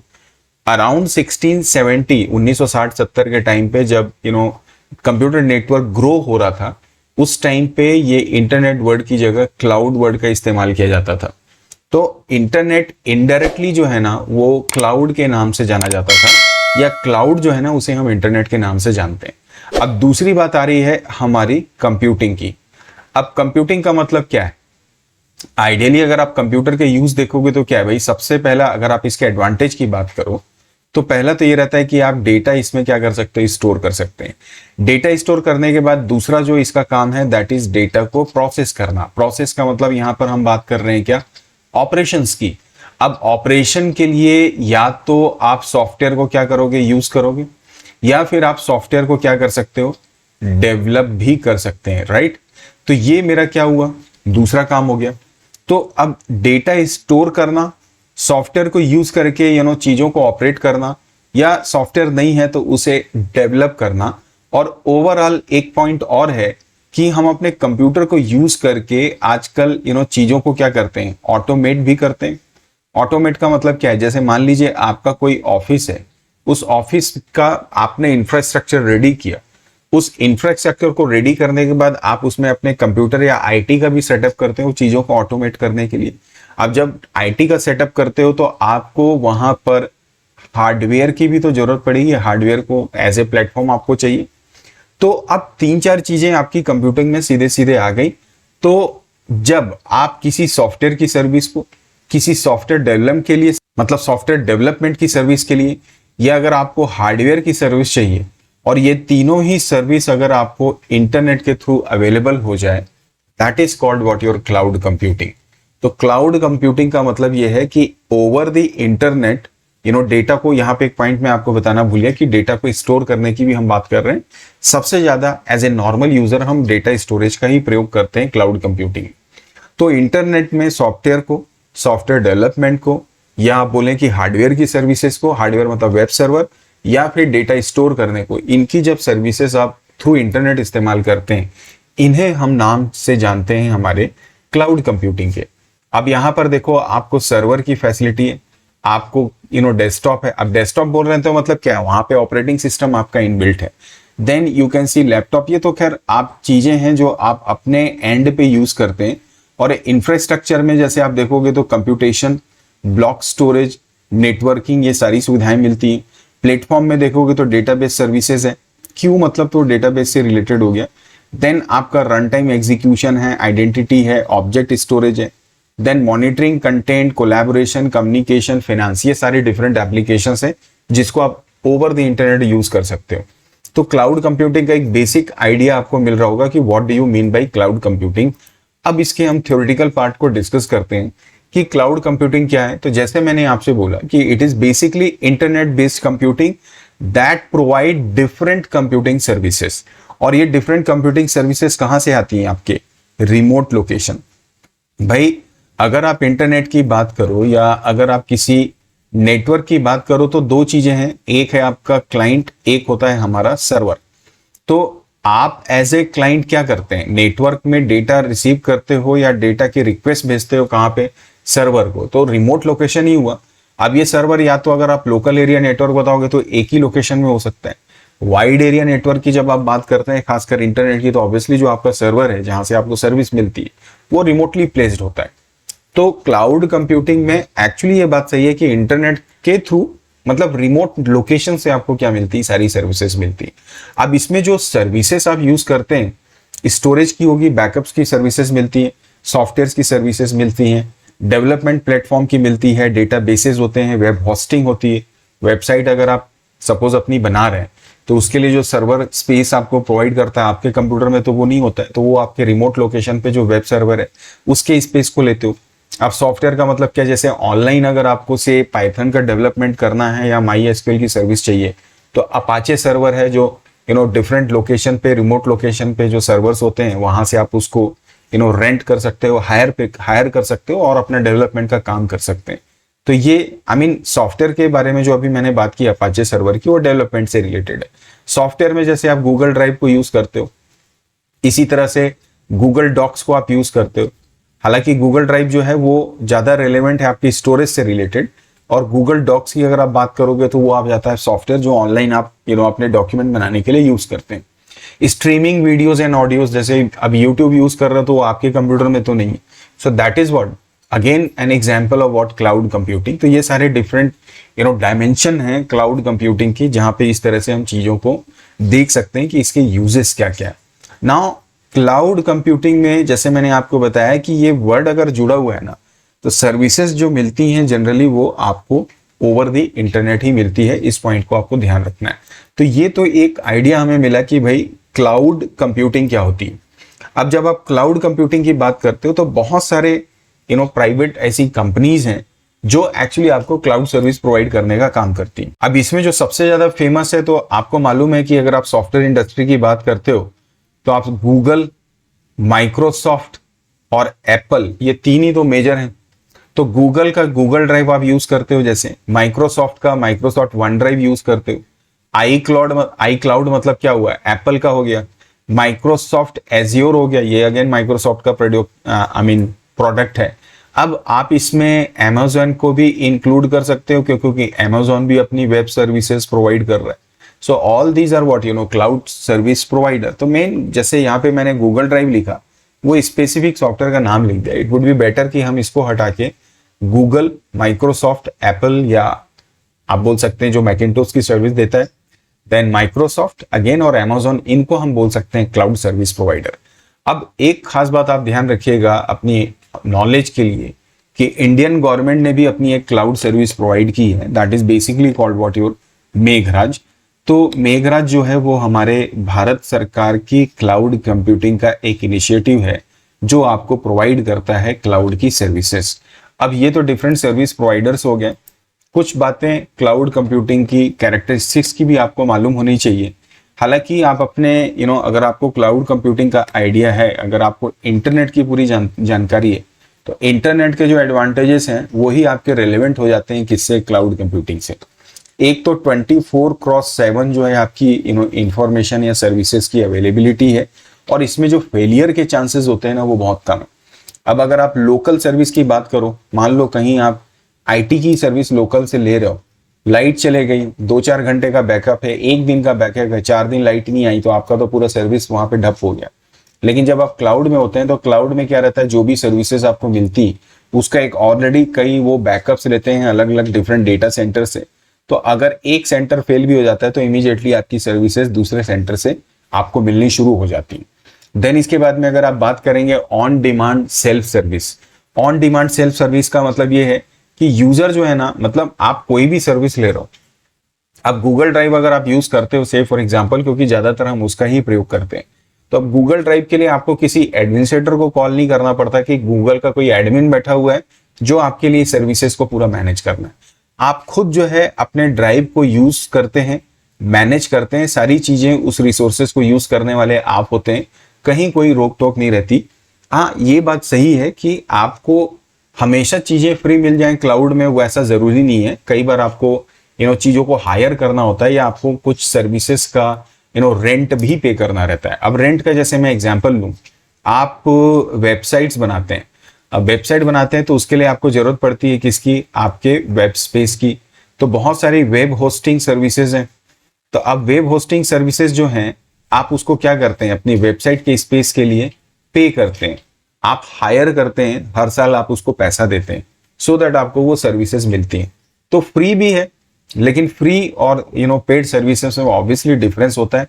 सबसे बड़ा जो डिफरेंस होता है that is of security, right. So वो आप डिसाइड करते हो कि आपको फ्री सर्विसेज चाहिए या सिक्योर्ड सर्विसेज चाहिए, तो उसकी बेसिस पे आप इसको प्रयोग करते हैं। देन रिसोर्स पूलिंग जो है वो भी एक एडवांटेज है आपके क्लाउड कंप्यूटिंग का। रिसोर्स पूलिंग का मतलब ये है कि it can share resources among several clients. अब जैसे मान लीजिए ये मेरा सर्वर है, ठीक है ना, मेरी कंपनी का नाम है ए, मेरे कई क्लाइंट्स हो सकते हैं ना, तो मैं क्या कर रहा हूं, अपनी सर्विसेज तो डिफरेंट क्लाइंट्स को प्रोवाइड कर रहा हूं या अपने रिसोर्सेज को शेयर कर रहा हूं। सो that is called resource pooling. मेरा अपना सर्वर है जिसको मैंने अक्रॉस द ग्लोब, मेरे कई क्लाइंट्स हैं जिनको डिफरेंट सेट ऑफ सर्विसेज उनके रिक्वायरमेंट की बेसिस पे मैं क्या कर रहा हूं, प्रोवाइड करता हूं। That is very important point of cloud computing. It's like जैसे हम सैप यूज करते हैं, बहुत सारी बड़ी कंपनीज हैं, जो बड़े बड़े ऑर्गेनाइजेशंस हैं, वो सैप की सर्विसेज लेते हैं। ये क्या करते हैं, ऑर्गेनाइजेशन की रिक्वायरमेंट की बेसिस पे उनके प्रोग्राम्स को या सॉफ्टवेयर को क्या कर देते हैं, कॉन्फ़िगर कर देते हैं। सेम चीज आपके क्लाउड कंप्यूटिंग में भी है कि आप क्लाउड कंप्यूटिंग में अगर कहीं से सर्विस ले रहे हो किसी कंपनी से, Amazon वेब सर्विसेज से ही अगर आप मान लो ले रहे हो, वो आपको आपके रिक्वायरमेंट की बेसिस पे आपके रिसोर्सेज को या अपने रिसोर्सेज को आपके अकॉर्डिंग कॉन्फ़िगर करके आपको देती, सो दैट आप अपने हिसाब से उसको यूज कर सकते हैं। ऑलराइट। एंड इसके बाद में यहाँ पर बात आ रही है हमारे इकोनॉमिकल पे, कि सस्ता भी है, फ्री में भी अवेलेबल है, और अगर आप कुछ हायर करते हैं सर्विसेज को तो उसके लिए बहुत ही मिनिमम चार्जेस आपको देने पड़ते हैं। जैसे मैं अगर बात करूं वेबसाइट डेवलपमेंट की, मैं ये वेबसाइट की या ड्राइव की बात हमेशा इसलिए कर रहा हूं क्योंकि हम सभी इससे परिचित हैं। इंफ्रास्ट्रक्चर की सर्विसेज ना तो मैंने ली है, ना ज्यादातर आप में से भी किसी ने इंफ्रास्ट्रक्चर की सर्विस ली होगी। तो वो जो बिजनेस स्टैक होल्डर्स होते हैं, वो लोग बेसिकली क्या करते हैं, इसका प्रयोग करते हैं। अब वेबसाइट अगर आप में से ज्यादातर लोगों ने देखा भी होगा, हमेशा यूज भी करते हैं, तो उसका भी कोई बहुत ज्यादा हमको चार्ज प्रोवाइड नहीं करना पड़ता। इनफैक्ट साल भर की फीस भी आप देखें तो आपको 100 रुपए महीने के हिसाब से भी कम पड़ सकती है। तो ये इकोनॉमिकल है, अफोर्डेबल भी होता है। तो ये कुछ सर्विसेज है, इस कैरेक्टरिस्टिक्स होती हैं। इसके अलावा सिक्योरिटी भी एक बहुत इंपॉर्टेंट पॉइंट है। आपका डेटा आपके लोकल ड्राइव में है और गूगल ड्राइव में है, आप दोनों में डिफरेंशिएट कर सकते हैं। आपका लोकल ड्राइव कभी भी क्रैश हो सकता है, लोकल ड्राइव कभी भी से फॉर एग्जांपल खराब हो सकता है, या आपका गारंटी नहीं है आपका सिस्टम कब तक चले कब तक नहीं चले, कितनी देर वो अवेलेबल है कितनी देर अवेलेबल नहीं है। लेकिन क्लाउड में आप अश्योर हैं कि आपका डेटा पूरी तरह से क्या रहता है, सेफ होता है। At any point of time आप उसको एक्सेस कर सकते हो। क्लाउड्स जो होते हैं वो अपने बैकअप्स बना के रखते हैं, तो कभी भी एक डेटा लॉस होने के चांसेस नहीं होते हैं। इसी तरह से लार्ज नेटवर्क एक्सेस है, भाई क्लाउड है, इंटरनेट है अक्रॉस दी ग्लोब, वो मतलब पूरे ग्लोब को ही वो कवर कर रहा है ना। तो client can access cloud data from any place, anywhere, any point of time. So that is basically called large network. और आपको एक ही लोकेशन में बैठ के सर्विसेज लेनी है ऐसा तो है नहीं, आप दुनिया के किसी भी लोकेशन पे बैठिए गूगल ड्राइव को यूज कर सकते हो, किसी भी टाइम यूज कर सकते हो। तो यहां पर इसे हम बोलते हैं व्हाट, लार्ज नेटवर्क एक्सेस। सो ये कुछ इंपॉर्टेंट फीचर्स हैं आपके क्लाउड कंप्यूटिंग के। एंड आई गेस आपको चीजें क्लियर हो रही होंगी कि what do you mean by cloud computing exactly. Now the point is what is this cloud service. देखिए अभी हमने बात की क्लाउड कंप्यूटिंग की। क्लाउड कंप्यूटिंग का मतलब क्या क्या कार्य होते हैं। अब इन कार्यों को करने के लिए आपको सर्विस प्रोवाइडर की जरूरत होती है। तो क्लाउड कंप्यूटिंग को 3 डिफरेंट सेगमेंट्स में डिवाइड किया गया है। इन सेगमेंट्स को ही हम सर्विसेज का नाम देते हैं, या दूसरे तरीके से क्लाउड कंप्यूटिंग जो होती है ना, उसको 3 सर्विसेज की कैटेगरी में डिवाइड किया गया है। पहला जिसे हम लोग बोलते हैं सॉफ्टवेयर एज ए सर्विस, दूसरा है प्लेटफॉर्म एज ए सर्विस, और तीसरा जिसे हम बोलते हैं हमारा इंफ्रास्ट्रक्चर एज ए सर्विस। अब तीनों के नाम से ही आपको क्लैरिटी मिल गई होगी। सॉफ्टवेयर का मतलब केवल सॉफ्टवेयर, प्लेटफॉर्म का मतलब डेवलपमेंट, इंफ्रास्ट्रक्चर का मतलब जहां पर सारी चीजें आपको अपने ऑर्गेनाइजेशन के लिए चाहिए, हार्डवेयर की सर्विसेज से लेकर सॉफ्टवेयर की सर्विसेज तक। ऑलराइट, एक एक करके इन सारे पॉइंट्स को भी अब डिस्कस कर लेते हैं। सबसे पहले बात आती है हमारे इंफ्रास्ट्रक्चर एज ए सर्विसेज की।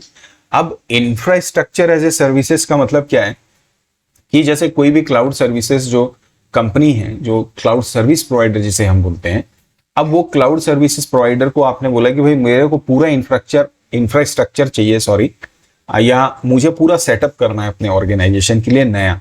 तो अब नया सेटअप क्या करोगे आप, तो रिमोटली वो क्या करेंगे, आपको एक्सेस प्रोवाइड करेंगे मशीन का। उसमें ऑलरेडी प्री इंस्टॉल्ड सॉफ्टवेयर रहेंगे।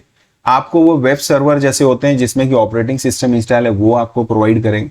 आपको सिर्फ अपने एंड पे क्या चाहिए, कंप्यूटर या लैपटॉप, जहां से उन सर्विसेज को आप क्या कर सकते हो, एक्सेस कर सकते हो। ये आपको स्टोरेज भी प्रोवाइड करते हैं या फायरवॉल्स देते हैं डेटा सिक्योरिटी के लिए, आपके नेटवर्क में जो ट्रैफिक आ रहा है उसको ट्रैक करने के लिए, नेटवर्क में ऑथेंटिसिटी को मैनेज करने के लिए, सो दैट आप हैक ना हो सके। आईपी एड्रेसेस आपको प्रोवाइड करते हैं, देन वर्चुअल नेटवर्क भी आपको वो सेट करके देते हैं। ओवरऑल कंप्लीट, जैसे मान लीजिए आप अपने ऑर्गेनाइजेशन के लिए, जब आप मान लीजिए अपना कोई बिजनेस स्टार्ट कर रहे हैं, अब वो कोई आईटी इंडस्ट्री से रिलेटेड भी है सपोज, या नहीं भी है, तो आपको पूरा सेटअप तो चाहिए ना, हार्डवेयर से लेकर सॉफ्टवेयर से लेकर नेटवर्क तक सारी चीजें। तो यही चीज क्लाउड के थ्रू भी आप मैनेज कर सकते हैं किसी सर्विसेज, किसी कंपनी से उसकी सर्विसेज को लेके। और इस तरह की जो सर्विसेज होती हैं, that is basically called what, your infrastructure as a service. अब कंपनीज की अगर आप बात करें, Amazon वेब सर्विस आपको प्रोवाइड करता है ये सर्विसेज, गूगल कंप्यूट इंजन है वो आपको प्रोवाइड करता है, IBM cloud is there, Microsoft Azure, then Rackspace, ये सारे एग्जांपल्स को आप ध्यान रखिएगा जो आपको infrastructure as a services provide करते हैं।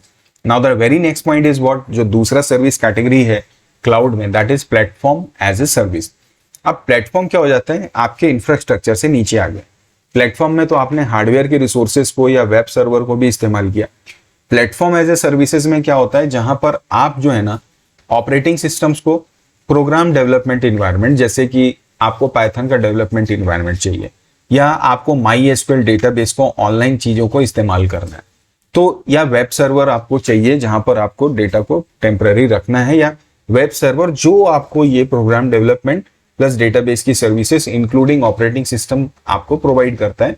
जहां पर आप अपने लिए अपने प्रोग्राम को डेवलप कर सकते हो, टेस्ट कर सकते हो और आप लोगों को उसको डिलीवर कर सकते हो। आपने अपना क्लाउड सर्विस बनाया, किसी कंपनी से लिया, जैसे मान लीजिए यहाँ पे कंपनी है हमारी AWS की बीनस्टैक। अब बीनस्टैक को हायर करके आपने लोगों के लिए क्या किया, डेवलपमेंट का काम शुरू किया और उसको आपने लोगों को उसकी सर्विसेज देना शुरू की। So this is something about platform as a services. तो ये कुछ इसकी कैटेगरीज मैंने आपको बताई। और प्लेटफॉर्म एज ए सर्विसेज में user has complete control over the deployed application and its configuration. Obviously मैंने आपको पहले ही बताया कि क्लाउड कंप्यूटिंग में ऐसा नहीं है कि जो क्लाउड सर्विसेज प्रोवाइड कर रहे हैं उनका एडमिन चीजों को मैनेज कर रहे हैं। आप यूजर जब सर्विस ले रहे हैं तो आप ही सारी चीजों को क्या करते हैं, मैनेज करते हैं। सारा कंट्रोल क्या होता है, आपके पास ही रहता है।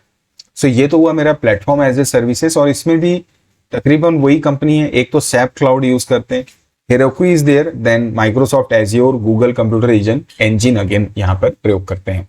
अब इसके बाद में बात आ रही है software as a services. Software as a services जो है ना, अगर आप एक नॉर्मल यूजर के पॉइंट ऑफ व्यू से देखो तो सबसे ज्यादा इसी सर्विस का क्लाउड में इस्तेमाल होता है। कैसे? आपने नाम सुना होगा गूगल डॉक्स का, ऑफिस 365 का, ड्रॉप बॉक्स है, जोहो CRM है। इसको तो हम लोग वैसे नहीं करते, बट ज्यादातर इसका प्रयोग ज्यादातर हम सभी करते हैं। और ये क्या है, ये ऑनलाइन सॉफ्टवेयर हैं या क्लाउड बेस्ड सॉफ्टवेयर होते हैं, जहां पर आप क्या करते हैं, अब इनको प्रयोग करके अपने एप्लीकेशंस क्रिएट करते हैं। अब गूगल डॉक्स आप लेते हो या गूगल सर्विसेज बोलोगे, गूगल डॉक्स है, गूगल स्लाइड है, गूगल शीट्स है, तो आप यहाँ पर क्या करते हैं, कैलकुलेशन कर सकते हैं, डॉक्यूमेंट्स बना सकते हैं, अपने प्रेजेंटेशंस बना रहे हैं। और वो सारी चीजें ओवर द क्लाउड या ओवर द इंटरनेट ही क्या होती है, मैनेज होती हैं। आपके लोकल सिस्टम से उसका कोई भी लेना देना नहीं होता है। सो सॉफ्टवेयर एज सर्विसेज का मतलब on demand access to application software. अब यहाँ पर एक पॉइंट और है, ये फ्री तो होता ही है, बट ज्यादातर जो है ना, अच्छे सही तरीके से अगर आप इसको प्रयोग करना चाहते हैं तो आप इसका एक लाइसेंस या सब्सक्रिप्शन ले लेते हैं। कई दफा बहुत स्मॉल अमाउंट कर आपको रेंट भी इसको पे करना पड़ सकता है। अब आप देखिए, आपने जब गूगल डॉक्स इस्तेमाल किया होगा तो आपको इसको इंस्टॉल करने की या सेटअप या इसको रन करने की कभी भी जरूरत नहीं पड़ी होगी। आप सिंपली इंटरनेट पे आते हैं, अपने जो भी आपकी मेल आईडी है उससे आप लॉग इन करते हैं। ऑब्वियसली वो इनडायरेक्टली आपका सब्सक्रिप्शन हो गया। और फिर आप जाके गूगल में आपके जो 9 डॉट्स होते हैं वहां से जाके आप इसे ओपन करते हैं और अपना काम शुरू कर देते हैं। तो कहीं इसमें इंस्टॉलेशन, सेटअप और रन करने की कोई प्रॉब्लम नहीं है।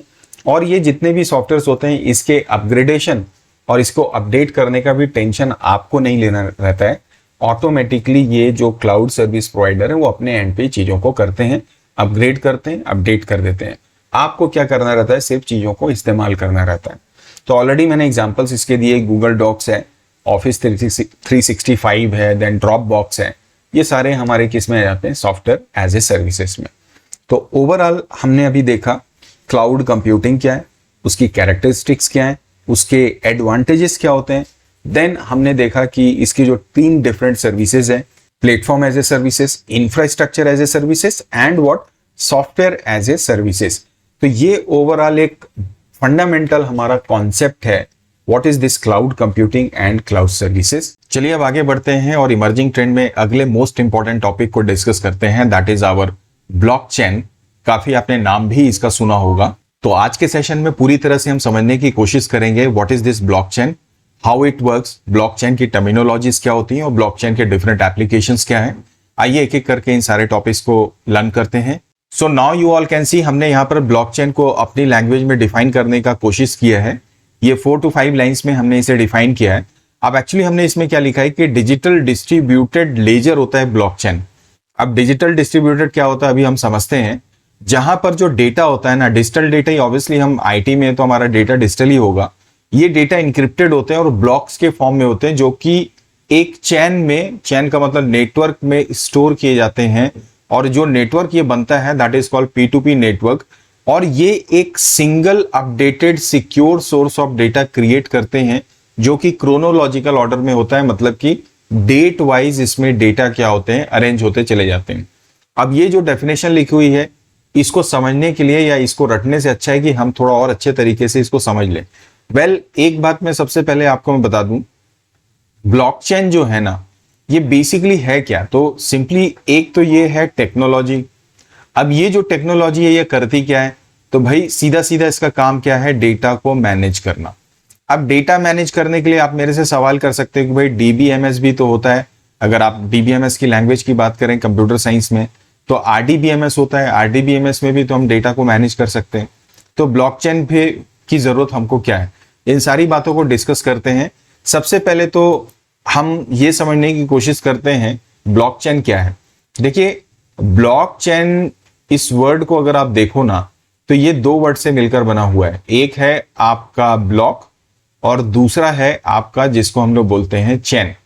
वीडियो अगर पसंद आएगा तो लाइक और शेयर करना मत भूलिएगा, और चैनल अगर आप सब्सक्राइब नहीं किए तो सब्सक्राइब कीजिए, बेल नोटिफिकेशन को भी ऑन कर लीजिए ताकि आपको जो है जानकारी मिलते रहे हमारे जब भी कोई वीडियो अपलोड होता है, क्योंकि यहाँ पर सिर्फ इंफॉर्मेशन की हम बात करते हैं जो आपके हित में हो। सो मैं ये बात कर रहा था कि भाई दो पार्ट्स में देखिए ये ब्लॉकचेन दो वर्ड से मिलकर बना है, एक है आपका ब्लॉक, एक है आपका चेन।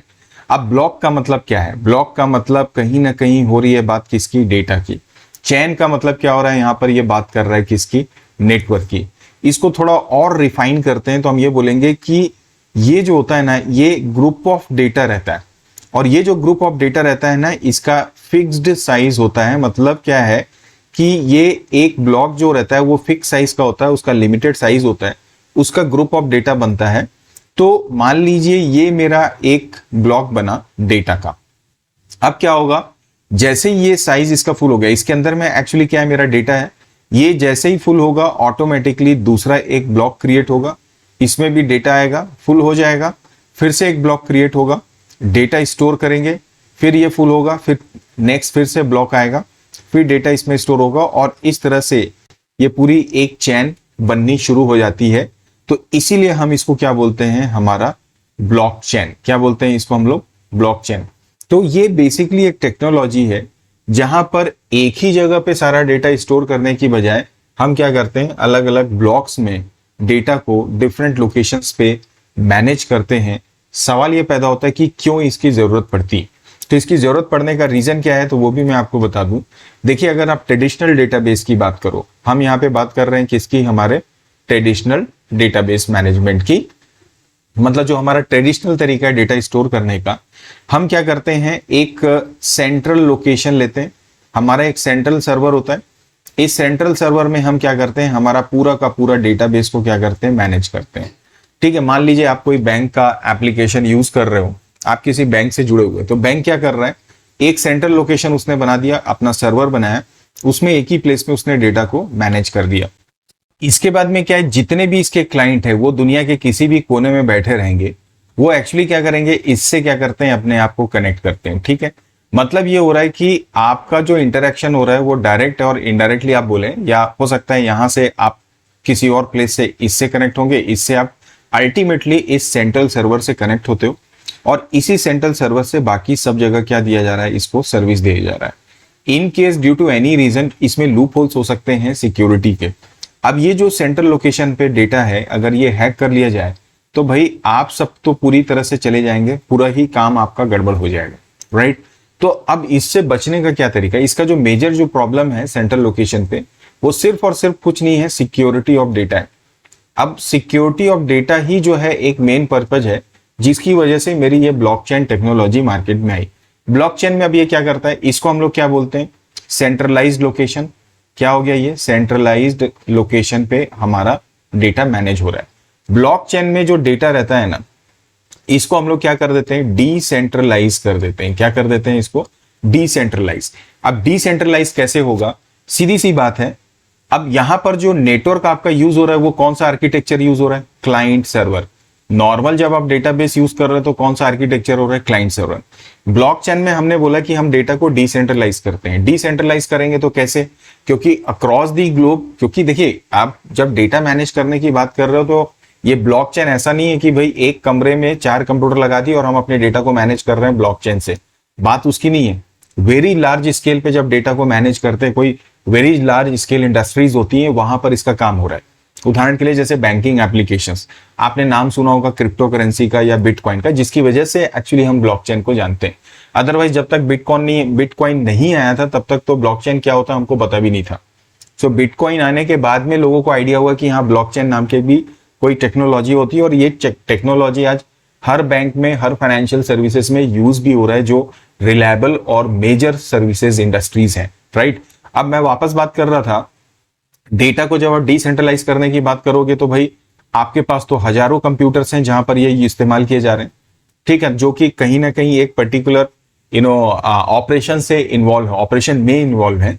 अब ये क्या करते हैं कि सेंट्रल लोकेशन की जगह ये जो डेटा रहता है ना, इसकी जो कॉपी है, हर एक डेटा की कॉपी जो है ना, वो इन सभी जितने भी आपके ये कंप्यूटर्स होते हैं, इन सब में इसकी एक कॉपी क्या कर दी जाती है, डाल दी जाती है, और ये आपस में क्या रहते हैं, एक दूसरे के साथ कनेक्टेड रहते हैं।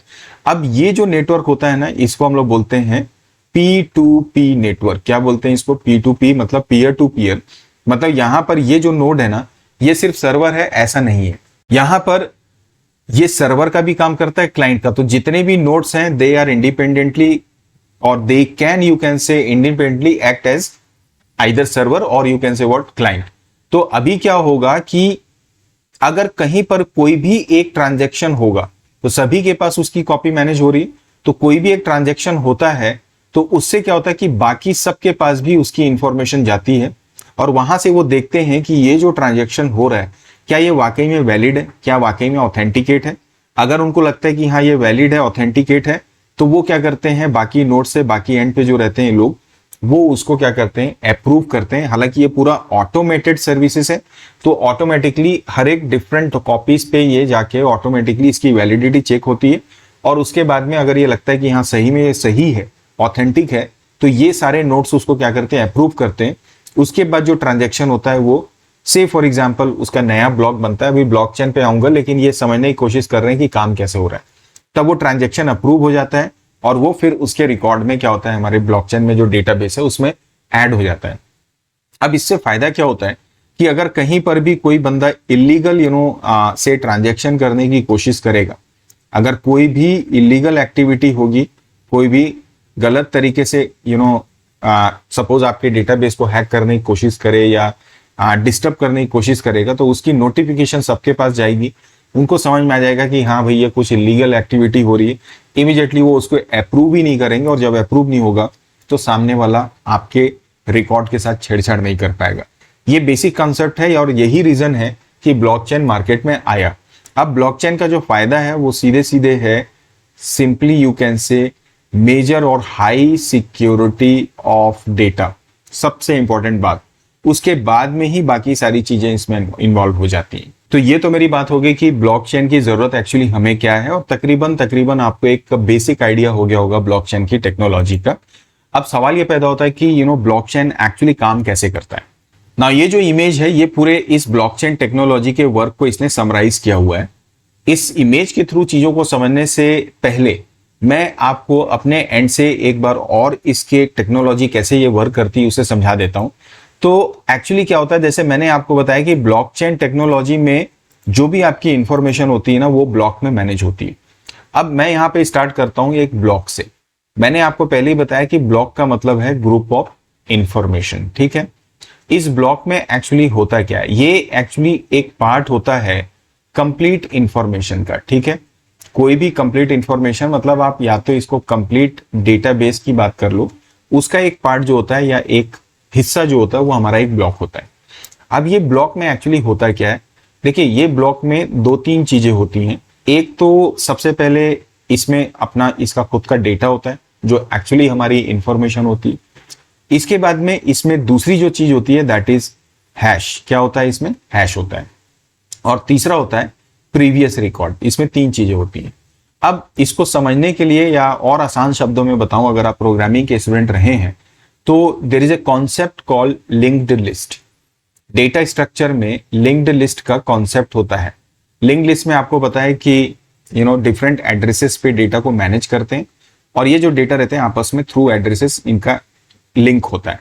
और वो लिंकिंग होता है क्या कि कोई भी एक स्टोरेज लोकेशन है, वहां पे डेटा के साथ में उसका प्रीवियस जो डेटा जहां पे स्टोर है उसका एड्रेस भी स्टोर होता है। बिल्कुल वही कॉन्सेप्ट आपके ब्लॉकचेन में। यहां पर क्या हो रहा है कि एक जो ब्लॉक बनता है, अब ये जो डेटा है वो तो अपनी जगह ठीक है।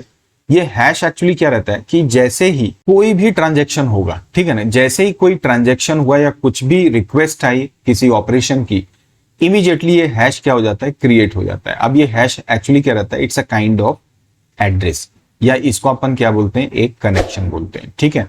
जैसे ये हैश जनरेट होगा, ये क्या करेगा, जो भी इसके पास इनपुट आया है, इनपुट का मतलब क्या, जो यहां पर हमने बात की ट्रांजैक्शन की, अब वो इनपुट में क्या होगा, टेक्स्ट या नंबर कुछ भी हो सकता है, उसको ये क्या कर देगा, एनक्रिप्टेड फॉर्म में, मतलब डेटा जो भी इसके पास आएगा उसको एनक्रिप्टेड फॉर्म में क्या कर देता है, जनरेट कर देता है।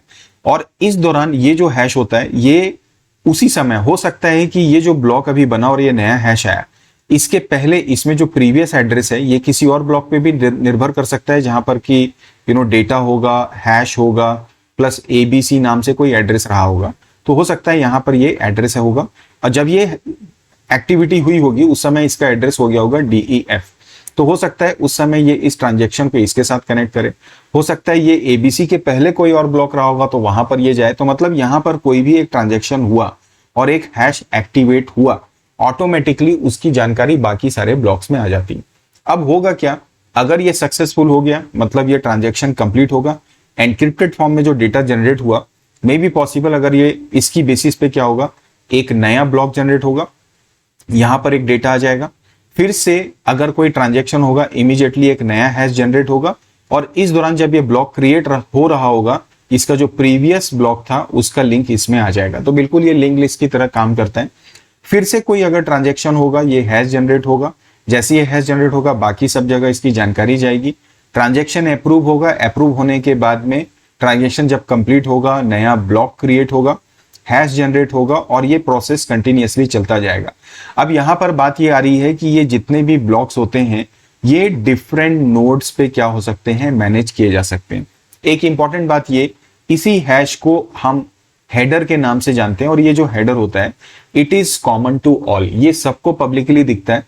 लेकिन ये जो डेटा होता है ना, जो ट्रांजेक्शन के लिए रिक्वेस्ट करता है, जिसके पास उसकी ऑथेंटिकेशन होती है, उसे ही सिर्फ देखने का अधिकार होता है। ब्लॉकचेन टेक्नोलॉजी में कुल मिला के ये जो ब्लॉक आप बना रहे हैं, इसमें जो डेटा है, आप डेटा को डिस्ट्रीब्यूट कर सकते हो, ठीक है ना, आप डेटा की वैलिडिटी को चेक कर सकते हो, ठीक है ना, लेकिन इसको एडिट करने का हक जो है सिर्फ उसके ऑनर के पास में रहता है। हर कोई इसको एडिट नहीं कर सकता। आप डिस्ट्रीब्यूट कर सकते हो, मैनेज कर सकते हो, स्टोर कर सकते हो, ये हमारे ब्लॉकचेन की खासियत होती है। तो इस तरह से क्या होता है, हमारा ब्लॉकचेन की टेक्नोलॉजी क्या करती है, वर्क करती है। अब इसका जो सबसे बड़ा एडवांटेज होता है वो यही है कि आपका डेटा पूरी तरह से सिक्योर है। किसी भी तरह की रॉन्ग अगर एक्टिविटी होती है या ट्रांजेक्शन होता है, इमीडिएटली उसका पता सारे नोड्स पे जाता है और उनको पता लगता है कि इलीगल एक्टिविटी हो रही है, तो वो उसको अप्रूव ही नहीं करते। सो ये एक छोटा सा आइडिया है हमारे ब्लॉकचेन टेक्नोलॉजी का। मैं वापस से अब इस इमेज पे आता हूं। यहां पर ये उसी बात को कर रहा है कि कोई अगर ट्रांजेक्शन की रिक्वेस्ट करता है तो एक ब्लॉक जनरेट होता है। ब्लॉक जनरेट हो रहा है मतलब डेटा प्लस उसमें हैश दोनों आएगा। हैश का मतलब हेडर। अब ये रिक्वेस्ट जो होती है ब्रॉडकास्ट कर दी जाती है सभी नोड्स में। अब ये नोड जो रहते हैं ऑब्वियसली जिसमें कि ये ब्लॉक जो है एक दूसरे के साथ इंटरकनेक्टेड भी हो सकते हैं, वहां से ये अप्रूव हो जाता है जब वेरिफिकेशन हो जाता है सारे नोड्स में कि हाँ भैया ये रिक्वेस्ट वैलिड है, आगे बढ़ के इसका ब्लॉक क्रिएट कर दो। तो ये जो ब्लॉक यहाँ पे आया ये अल्टीमेटली यहाँ जाके इसमें ऐड होते चले जाता है और इस तरह से हमारा ट्रांजेक्शन क्या होता है, कंप्लीट होता है। सो this is something about blockchain technology work. अब हम इसके बाद में बात करेंगे हमारे ब्लॉकचेन के टर्म्स की। मतलब अभी हमने जितनी भी बातें की इसमें क्या क्या टर्म्स हमने यूज किया। पहला तो हमने देखा ब्लॉक। तो ब्लॉक क्या है? It is data chunks, secure data chunks, जहां पर की वैलिड ट्रांजेक्शन होते हैं लिमिटेड साइज में। ब्लॉक में दो पार्ट्स होते हैं, एक हेडर जिसे हम हैश के नाम से जानते हैं, which is visible to every other node, जो बाकी सारे नोड्स को विजिबल होता है, लेकिन जो डाटा उसमें होता है ना it is accessible only to the owner. मतलब जो ऑनर ऑफ डेटा है उस ब्लॉक का सिर्फ वही उसको क्या कर सकता है, एडिट कर सकता है, उसके पास सिर्फ उसका राइट रहता है। इसका मतलब हर कोई सिर्फ उसके हेडर को या एड्रेसेस को ही व्यूप कर सकता है, एक्टिविटी को सिर्फ समझ सकता है। इसके बाद में यहां पर एक बात हो रही है, इसमें एक और प्रोसेस इन्वॉल्व होता है जिसको हम लोग बोलते हैं माइनिंग। माइनिंग का मतलब क्या है कि जब ये रिक्वेस्ट आई, कोई भी ट्रांजेक्शन जब आता है, कोई हेडर क्रिएट होता है, हैश जनरेट होता है, सारे नोड्स के पास उसकी रिक्वेस्ट जाती है, वहां से जब वो अप्रूव होता है तो एक स्पेशल सॉफ्टवेयर होते हैं, ये जो ब्लॉकचेन टेक्नोलॉजी को लोग यूज करते हैं, उस सॉफ्टवेयर के द्वारा जब ट्रांजेक्शन कंफर्म हो जाता है, पूरी तरह से वैलिड और ओके हो जाता है, तो जो ब्लॉक्स क्रिएट करते हैं उस पूरे प्रोसेस को हम क्या बोलते हैं, माइनिंग बोलते हैं। तो एक वर्ड होता है डेटा माइनिंग, वो कहीं ना कहीं इसमें भी इंक्लूडेड है। अब ये जैसे मैंने आपको बोला कि ये जो हेडर है it is visible to all. तो एक्चुअली क्या हो रहा है कि जब ट्रांजेक्शन कंप्लीट हो रहा है तो उसका हेडर सबके पास आ गया। मैंने शुरू में भी बताया कि ब्लॉक्स का मतलब जितने भी नोड्स हैं उनके पास डेटाबेस की कॉपी है। तो वो कॉपी मतलब क्या हुआ, उसे हम पब्लिक लेजर बोलते हैं। So all the confirm transaction जितने भी होते हैं ना, जो कि सारे ब्लॉक्स में लिंक्ड होते हैं, वो पहले ट्रांजेक्शन से लेकर अंत तक जारे जो रहते हैं पब्लिकली सबके पास अवेलेबल होते हैं, which can not be modified. Original data नहीं, वो एनक्रिप्टेड होता है, लेकिन उसका हेडर जो अवेलेबल होता है, इसे हम बोलते हैं क्या, हमारा पब्लिक लेजर। इसके अलावा 2-3 टर्म्स और हैं जो हम ब्लॉकचेन में यूज करते हैं। पब्लिक लेजर तो मैंने आपको बता दिया। अब हमने देखा कि पूरे ब्लॉकचेन में एक इंपॉर्टेंट बात याद रखिएगा कि इसमें जो नेटवर्क इस्तेमाल होता है ना, network architecture, that is P2P network architecture इसमें इस्तेमाल होता है, जिसमें कि जितने भी कंप्यूटर्स होते हैं वो सारे इंडिपेंडेंटली, उनको हम क्या बोलते हैं, नोड बोलते हैं। और वैसे भी जब आप कंप्यूटर यूज करते हैं तो उसमें जितने भी नोड्स होते हैं उनको, जितने भी कंप्यूटर या वर्क स्टेशन होते हैं उनको हम नोड के ही नाम से जानते हैं। अब फाइनली अब हम बात करते हैं कि ब्लॉकचेन के जो फीचर्स हैं वो क्या है। तो पहला तो मैंने ये बताया, पहला फीचर है कि इसमें जो डेटा रहता है वो डिसेंट्रलाइज्ड होता है।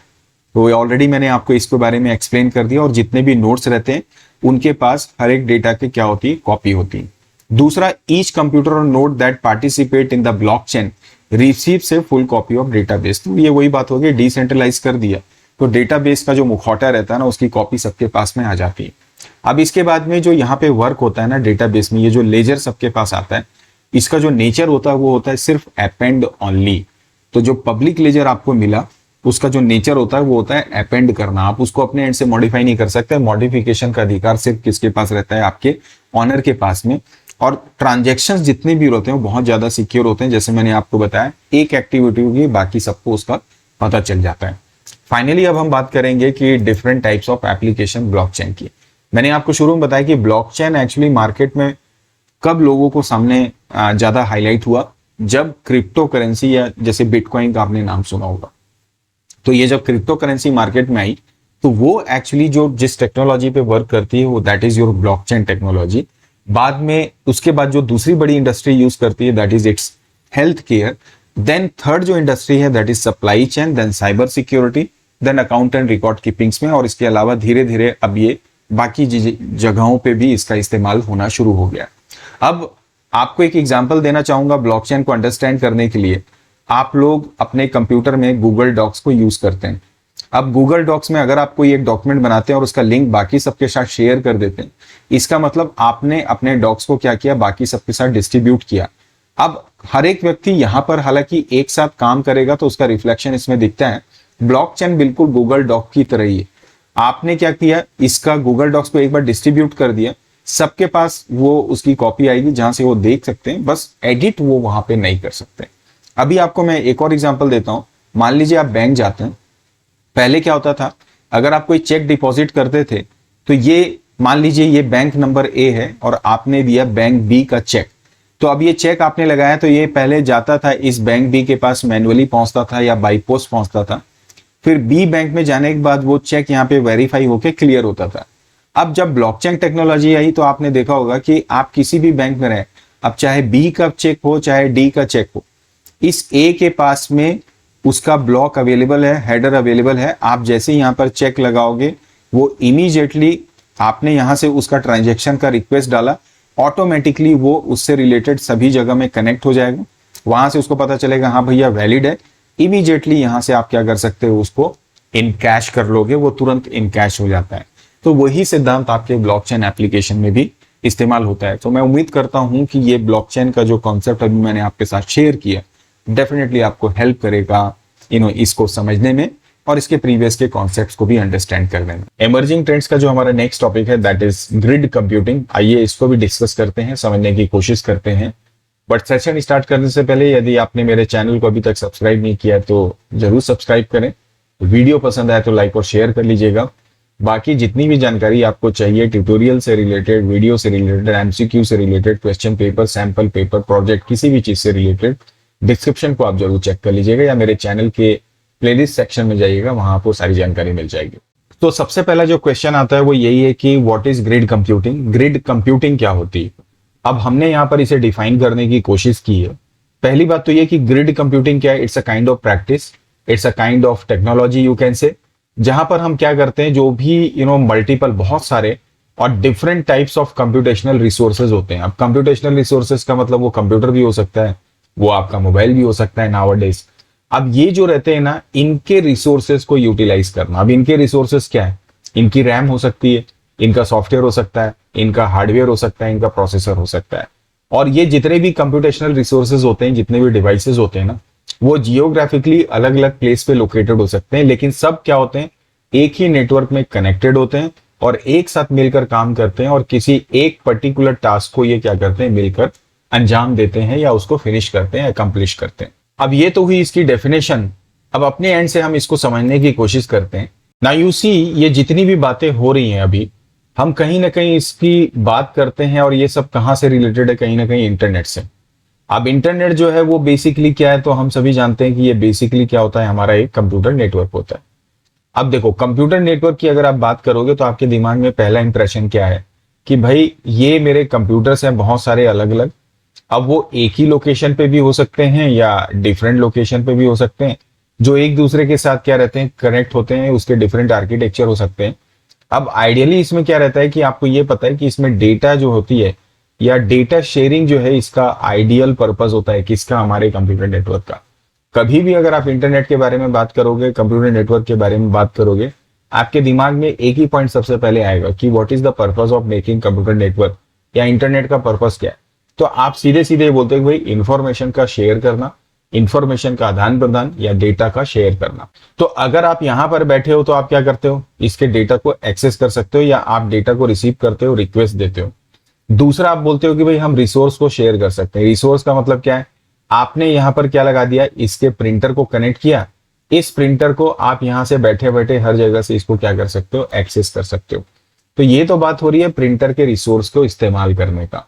बट ज्यादातर जो कंप्यूटर नेटवर्क होता है उसका काम है कि भाई हम सर्विस ले रहे हैं, हमको डेटा चाहिए, जब जरूरत पड़ी हम डेटा का प्रयोग कर सकते हैं। और एक और फायदा आप ले सकते हो कि इसके जो कंप्यूटर सिस्टम की मेमोरी होती है अलग अलग लोकेशन पे है, तो वहां पर भी आप अपने डेटा को क्या कर सकते हैं, स्टोर कर सकते हैं। बट ये जो मेमोरी वाला फायदा होता है ना, ये ज्यादातर हम कब करते हैं, जब हमारा जो डेटा है ना वो बेसिकली लोकल एरिया नेटवर्क में रहता है।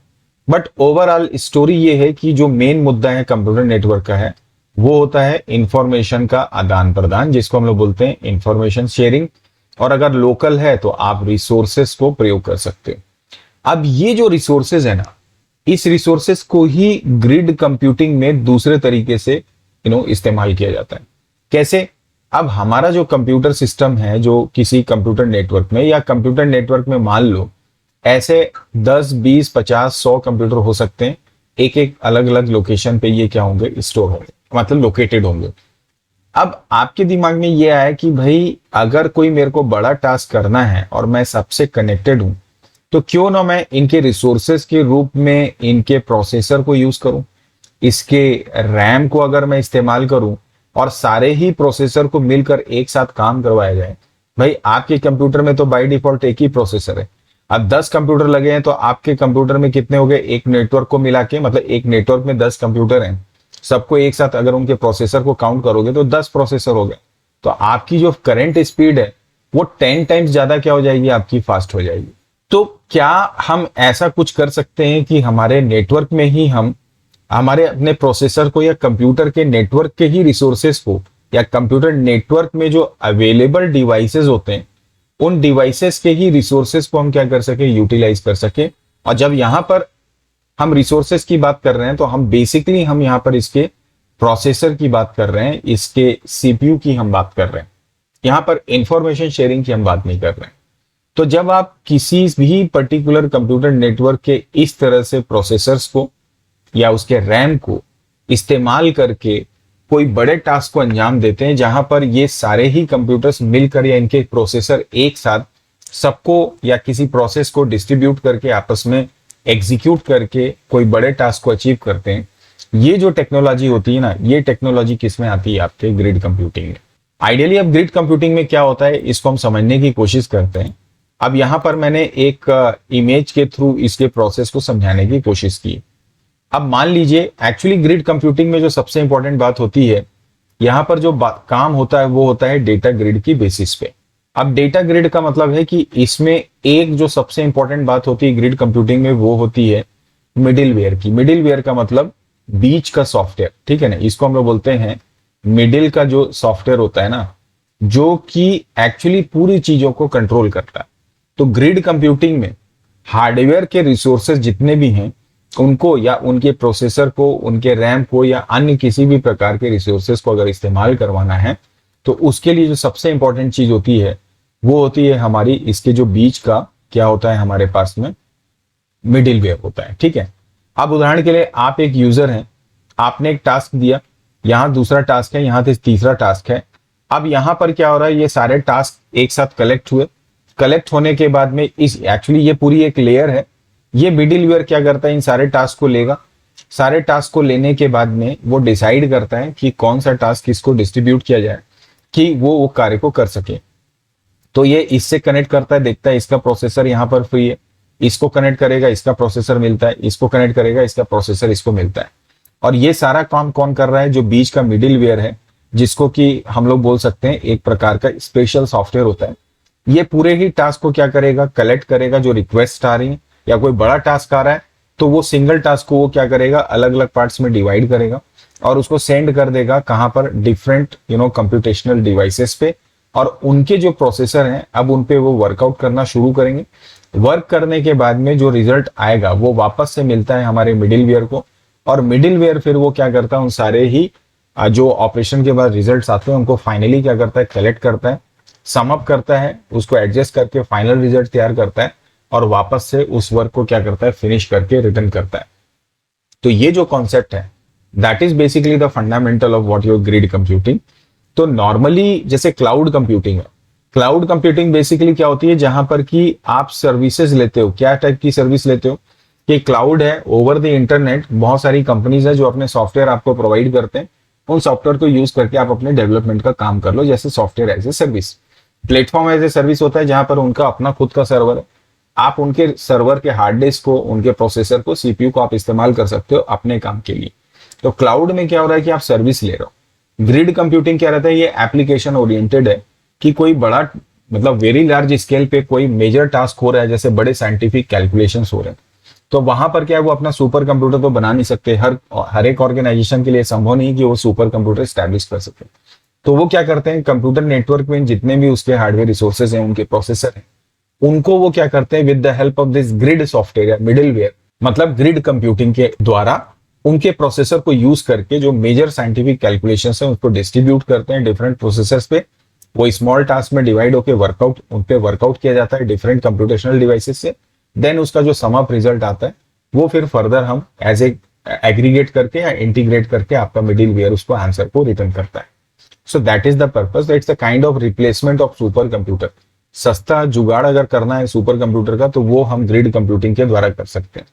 तो it can be A small alternate of what आपके एक सुपर कंप्यूटर का अल्टरनेट हो सकता है, ठीक है। हालांकि सुपर कंप्यूटर के साथ कंपेयर करना यह गलत बात होगी, बेमानी होगा, लेकिन एज ए सुपर कंप्यूटर जैसे काम करता है उसी तरह से ग्रिड कंप्यूटिंग आपको फैसिलिटी देने का काम करता है, सस्ते में, फ्री में, ठीक है, या थोड़े बहुत खर्चे के साथ में। अब ग्रिड कंप्यूटिंग से रिलेटेड कुछ इंपॉर्टेंट बातें, जैसे मैंने आपको सारी बातें बताई कि ग्रिड कंप्यूटिंग बेसिकली क्या है, it works on a specialize software जिसको हम लोग क्या बोलते हैं, डेटा ग्रिड। इसी को हम मिडिलवेयर भी बोलते हैं। तो ध्यान रखिएगा ये मिडिलवेयर हो गया, जहां पर कि सारे नोड्स जो होते हैं ना वो नेटवर्क में इन्वॉल्व होते हैं, और जो सॉफ्टवेयर होता है ना, जो मैंने आपको बताया मिडिलवेयर, वही सारी चीजों को कोऑर्डिनेट करता है और मैनेज करता है। यहां पर जो ग्रिड होते हैं, it provides an opportunity to solve computationally intense scientific and research problems. तो बहुत ही ज्यादा जो कॉम्प्लेक्स प्रॉब्लम्स होते हैं उनको ग्रिड कंप्यूटिंग के द्वारा भी एग्जीक्यूट करवाया जाता है, प्रोसेस करवाया जाता है, जहां पर कि आपको बहुत हाईली कॉस्टली सॉफ्टवेयर की पेमेंट करने की जरूरत नहीं पड़ती। मैं वापस से 1 मिनट बैक कर जाता हूं। अब तीसरा जो पॉइंट है, अ grid is more application specific. तो जैसे मैंने आपको बताया कि क्लाउड में आप एक्चुअली क्या लेते हैं, सर्विसेज लेते हैं। ग्रिड कंप्यूटिंग उसका अपोजिट है। ग्रिड कंप्यूटिंग में हम एप्लीकेशंस को करवाने का उसको ऑर्डर देते हैं कि भैया आपको ये वर्क करना है, ये टास्क आपको असाइन कर दिया गया है। तो ये मोर एप्लीकेशन स्पेसिफिक होता है। और कहीं ना कहीं एक प्रकार से ये एक वर्चुअल सुपर कंप्यूटर का भी काम करता है, जिसमें कि भाई जैसे मैंने आपको बताया, एक प्रोसेसर की जगह अगर 100 प्रोसेसर को यूटिलाइज करते हैं ओवर दी नेटवर्क, तो एनॉर्मस प्रोसेसिंग पावर और स्टोरेज आपको मिलती है। सो that is all about the fundamental concept of this grid computing. अब ग्रिड कंप्यूटिंग के टाइप्स की अगर आप बात करो तो वैसे काफी होती हैं, but as per syllabus data grid एक होता है। डेटा ग्रिड का मतलब जहां पर डाटा को मैनेज करना, लार्ज एंड डिस्ट्रीब्यूटेड डेटा, वो जैसे बिग डेटा वगैरह, उनको मैनेज करने के लिए इसका इस्तेमाल किया जा सकता है। दूसरा, जैसे हम अभी तक मैंने बात की कि प्रोसेसर ग्रिड, मतलब जहां पे आप सिस्टम के या over the computer network grid computing के द्वारा जितने भी कंप्यूटेशनल डिवाइसेस कनेक्टेड है नेटवर्क में, उनके प्रोसेसर को क्या करते हैं, हम इस्तेमाल करने की कोशिश करते हैं। So these are different types of grid computing. और इसके अलावा जो एक बहुत ज्यादातर इंपॉर्टेंट पॉइंट होता है या जो पूछा भी जाता है एग्जाम के प्रिपरेशन के लिहाज से, that is what is the difference between grid computing and cloud computing. तो जैसे मैंने आपको बताया कि क्लाउड कंप्यूटिंग जो है दैट इज बेसिकली, सबसे पहली बात तो ये कि ये सर्विस ओरिएंटेड है, और आपका जो ग्रिड कंप्यूटिंग होता है वो एप्लीकेशन ओरिएंटेड है। दूसरा, क्लाउड कंप्यूटिंग जो होता है ना, वो क्लाइंट सर्वर आर्किटेक्चर पे बेस्ड है, और ग्रिड कंप्यूटिंग जो होती है डिस्ट्रीब्यूटेड होती है। क्लाइंट सर्वर का मतलब क्या हो गया कि जहां पर एक सर्वर है, बाकी सारे क्लाइंट उससे सर्विस को ले रहे हैं। डिस्ट्रीब्यूटेड आर्किटेक्चर का मतलब ये रहता है कि जहां पर जितने भी नोड्स होते हैं वो इंडिपेंडेंटली एक दूसरे के साथ कनेक्टेड होते हैं, उनके पास कैपेसिटी होती है एज ए सर्वर और एज ए क्लाइंट बिहेव करने की। ठीक है, नाउ सेंट्रलाइज्ड ये लोकेशन पे वर्क करता है, तो भाई ऑब्वियसली सर्वर है तो सेंट्रलाइज्ड होगा, और ये क्या होता है, डिसेंट्रलाइज्ड प्रोसेस होता है, जैसे मैंने ब्लॉकचेन में भी इसके बारे में चर्चा की थी, point to peer network actually. Now it is more flexible. Cloud computing जो रहता है it is more flexible in terms of platform dependency या इंडिपेंडेंसी, सॉफ्टवेयर इंडिपेंडेंसी, और ग्रिड कंप्यूटिंग जो होता है it is less flexible. The next point is it is operated through web protocols. तो cloud computing over the internet use करते हैं तो protocol इस्तेमाल होते हैं। ग्रिड कंप्यूटिंग ऐसी है जहां पर मैंने आपको बताया कि स्पेशल सॉफ्टवेयर होता है जिसको मिडिलवेयर बोलते हैं, उसके हेल्प से ये किया जाता है। क्लाउड कंप्यूटिंग फ्री भी हो सकती है और स्पेशल सर्विसेज चाहिए तो पेमेंट करनी होती है, और ग्रिड कंप्यूटिंग जो होता है एब्सोल्युटली फ्री है। और बाकी पॉइंट्स मैंने आपको बता दिए। It is highly scalable, and the cloud computing के बाद जो हमारा ग्रिड कंप्यूटिंग है वो उतना स्केलेबल नहीं होता है। So overall, this is how we all can understand, what is the fundamental concept of grid computing. उम्मीद करता हूं ये सेशन आपको पसंद आया होगा। अगले सेशन में फिर नए चैप्टर, नए सॉल्यूशन, नए कॉन्सेप्ट के साथ मिलते हैं।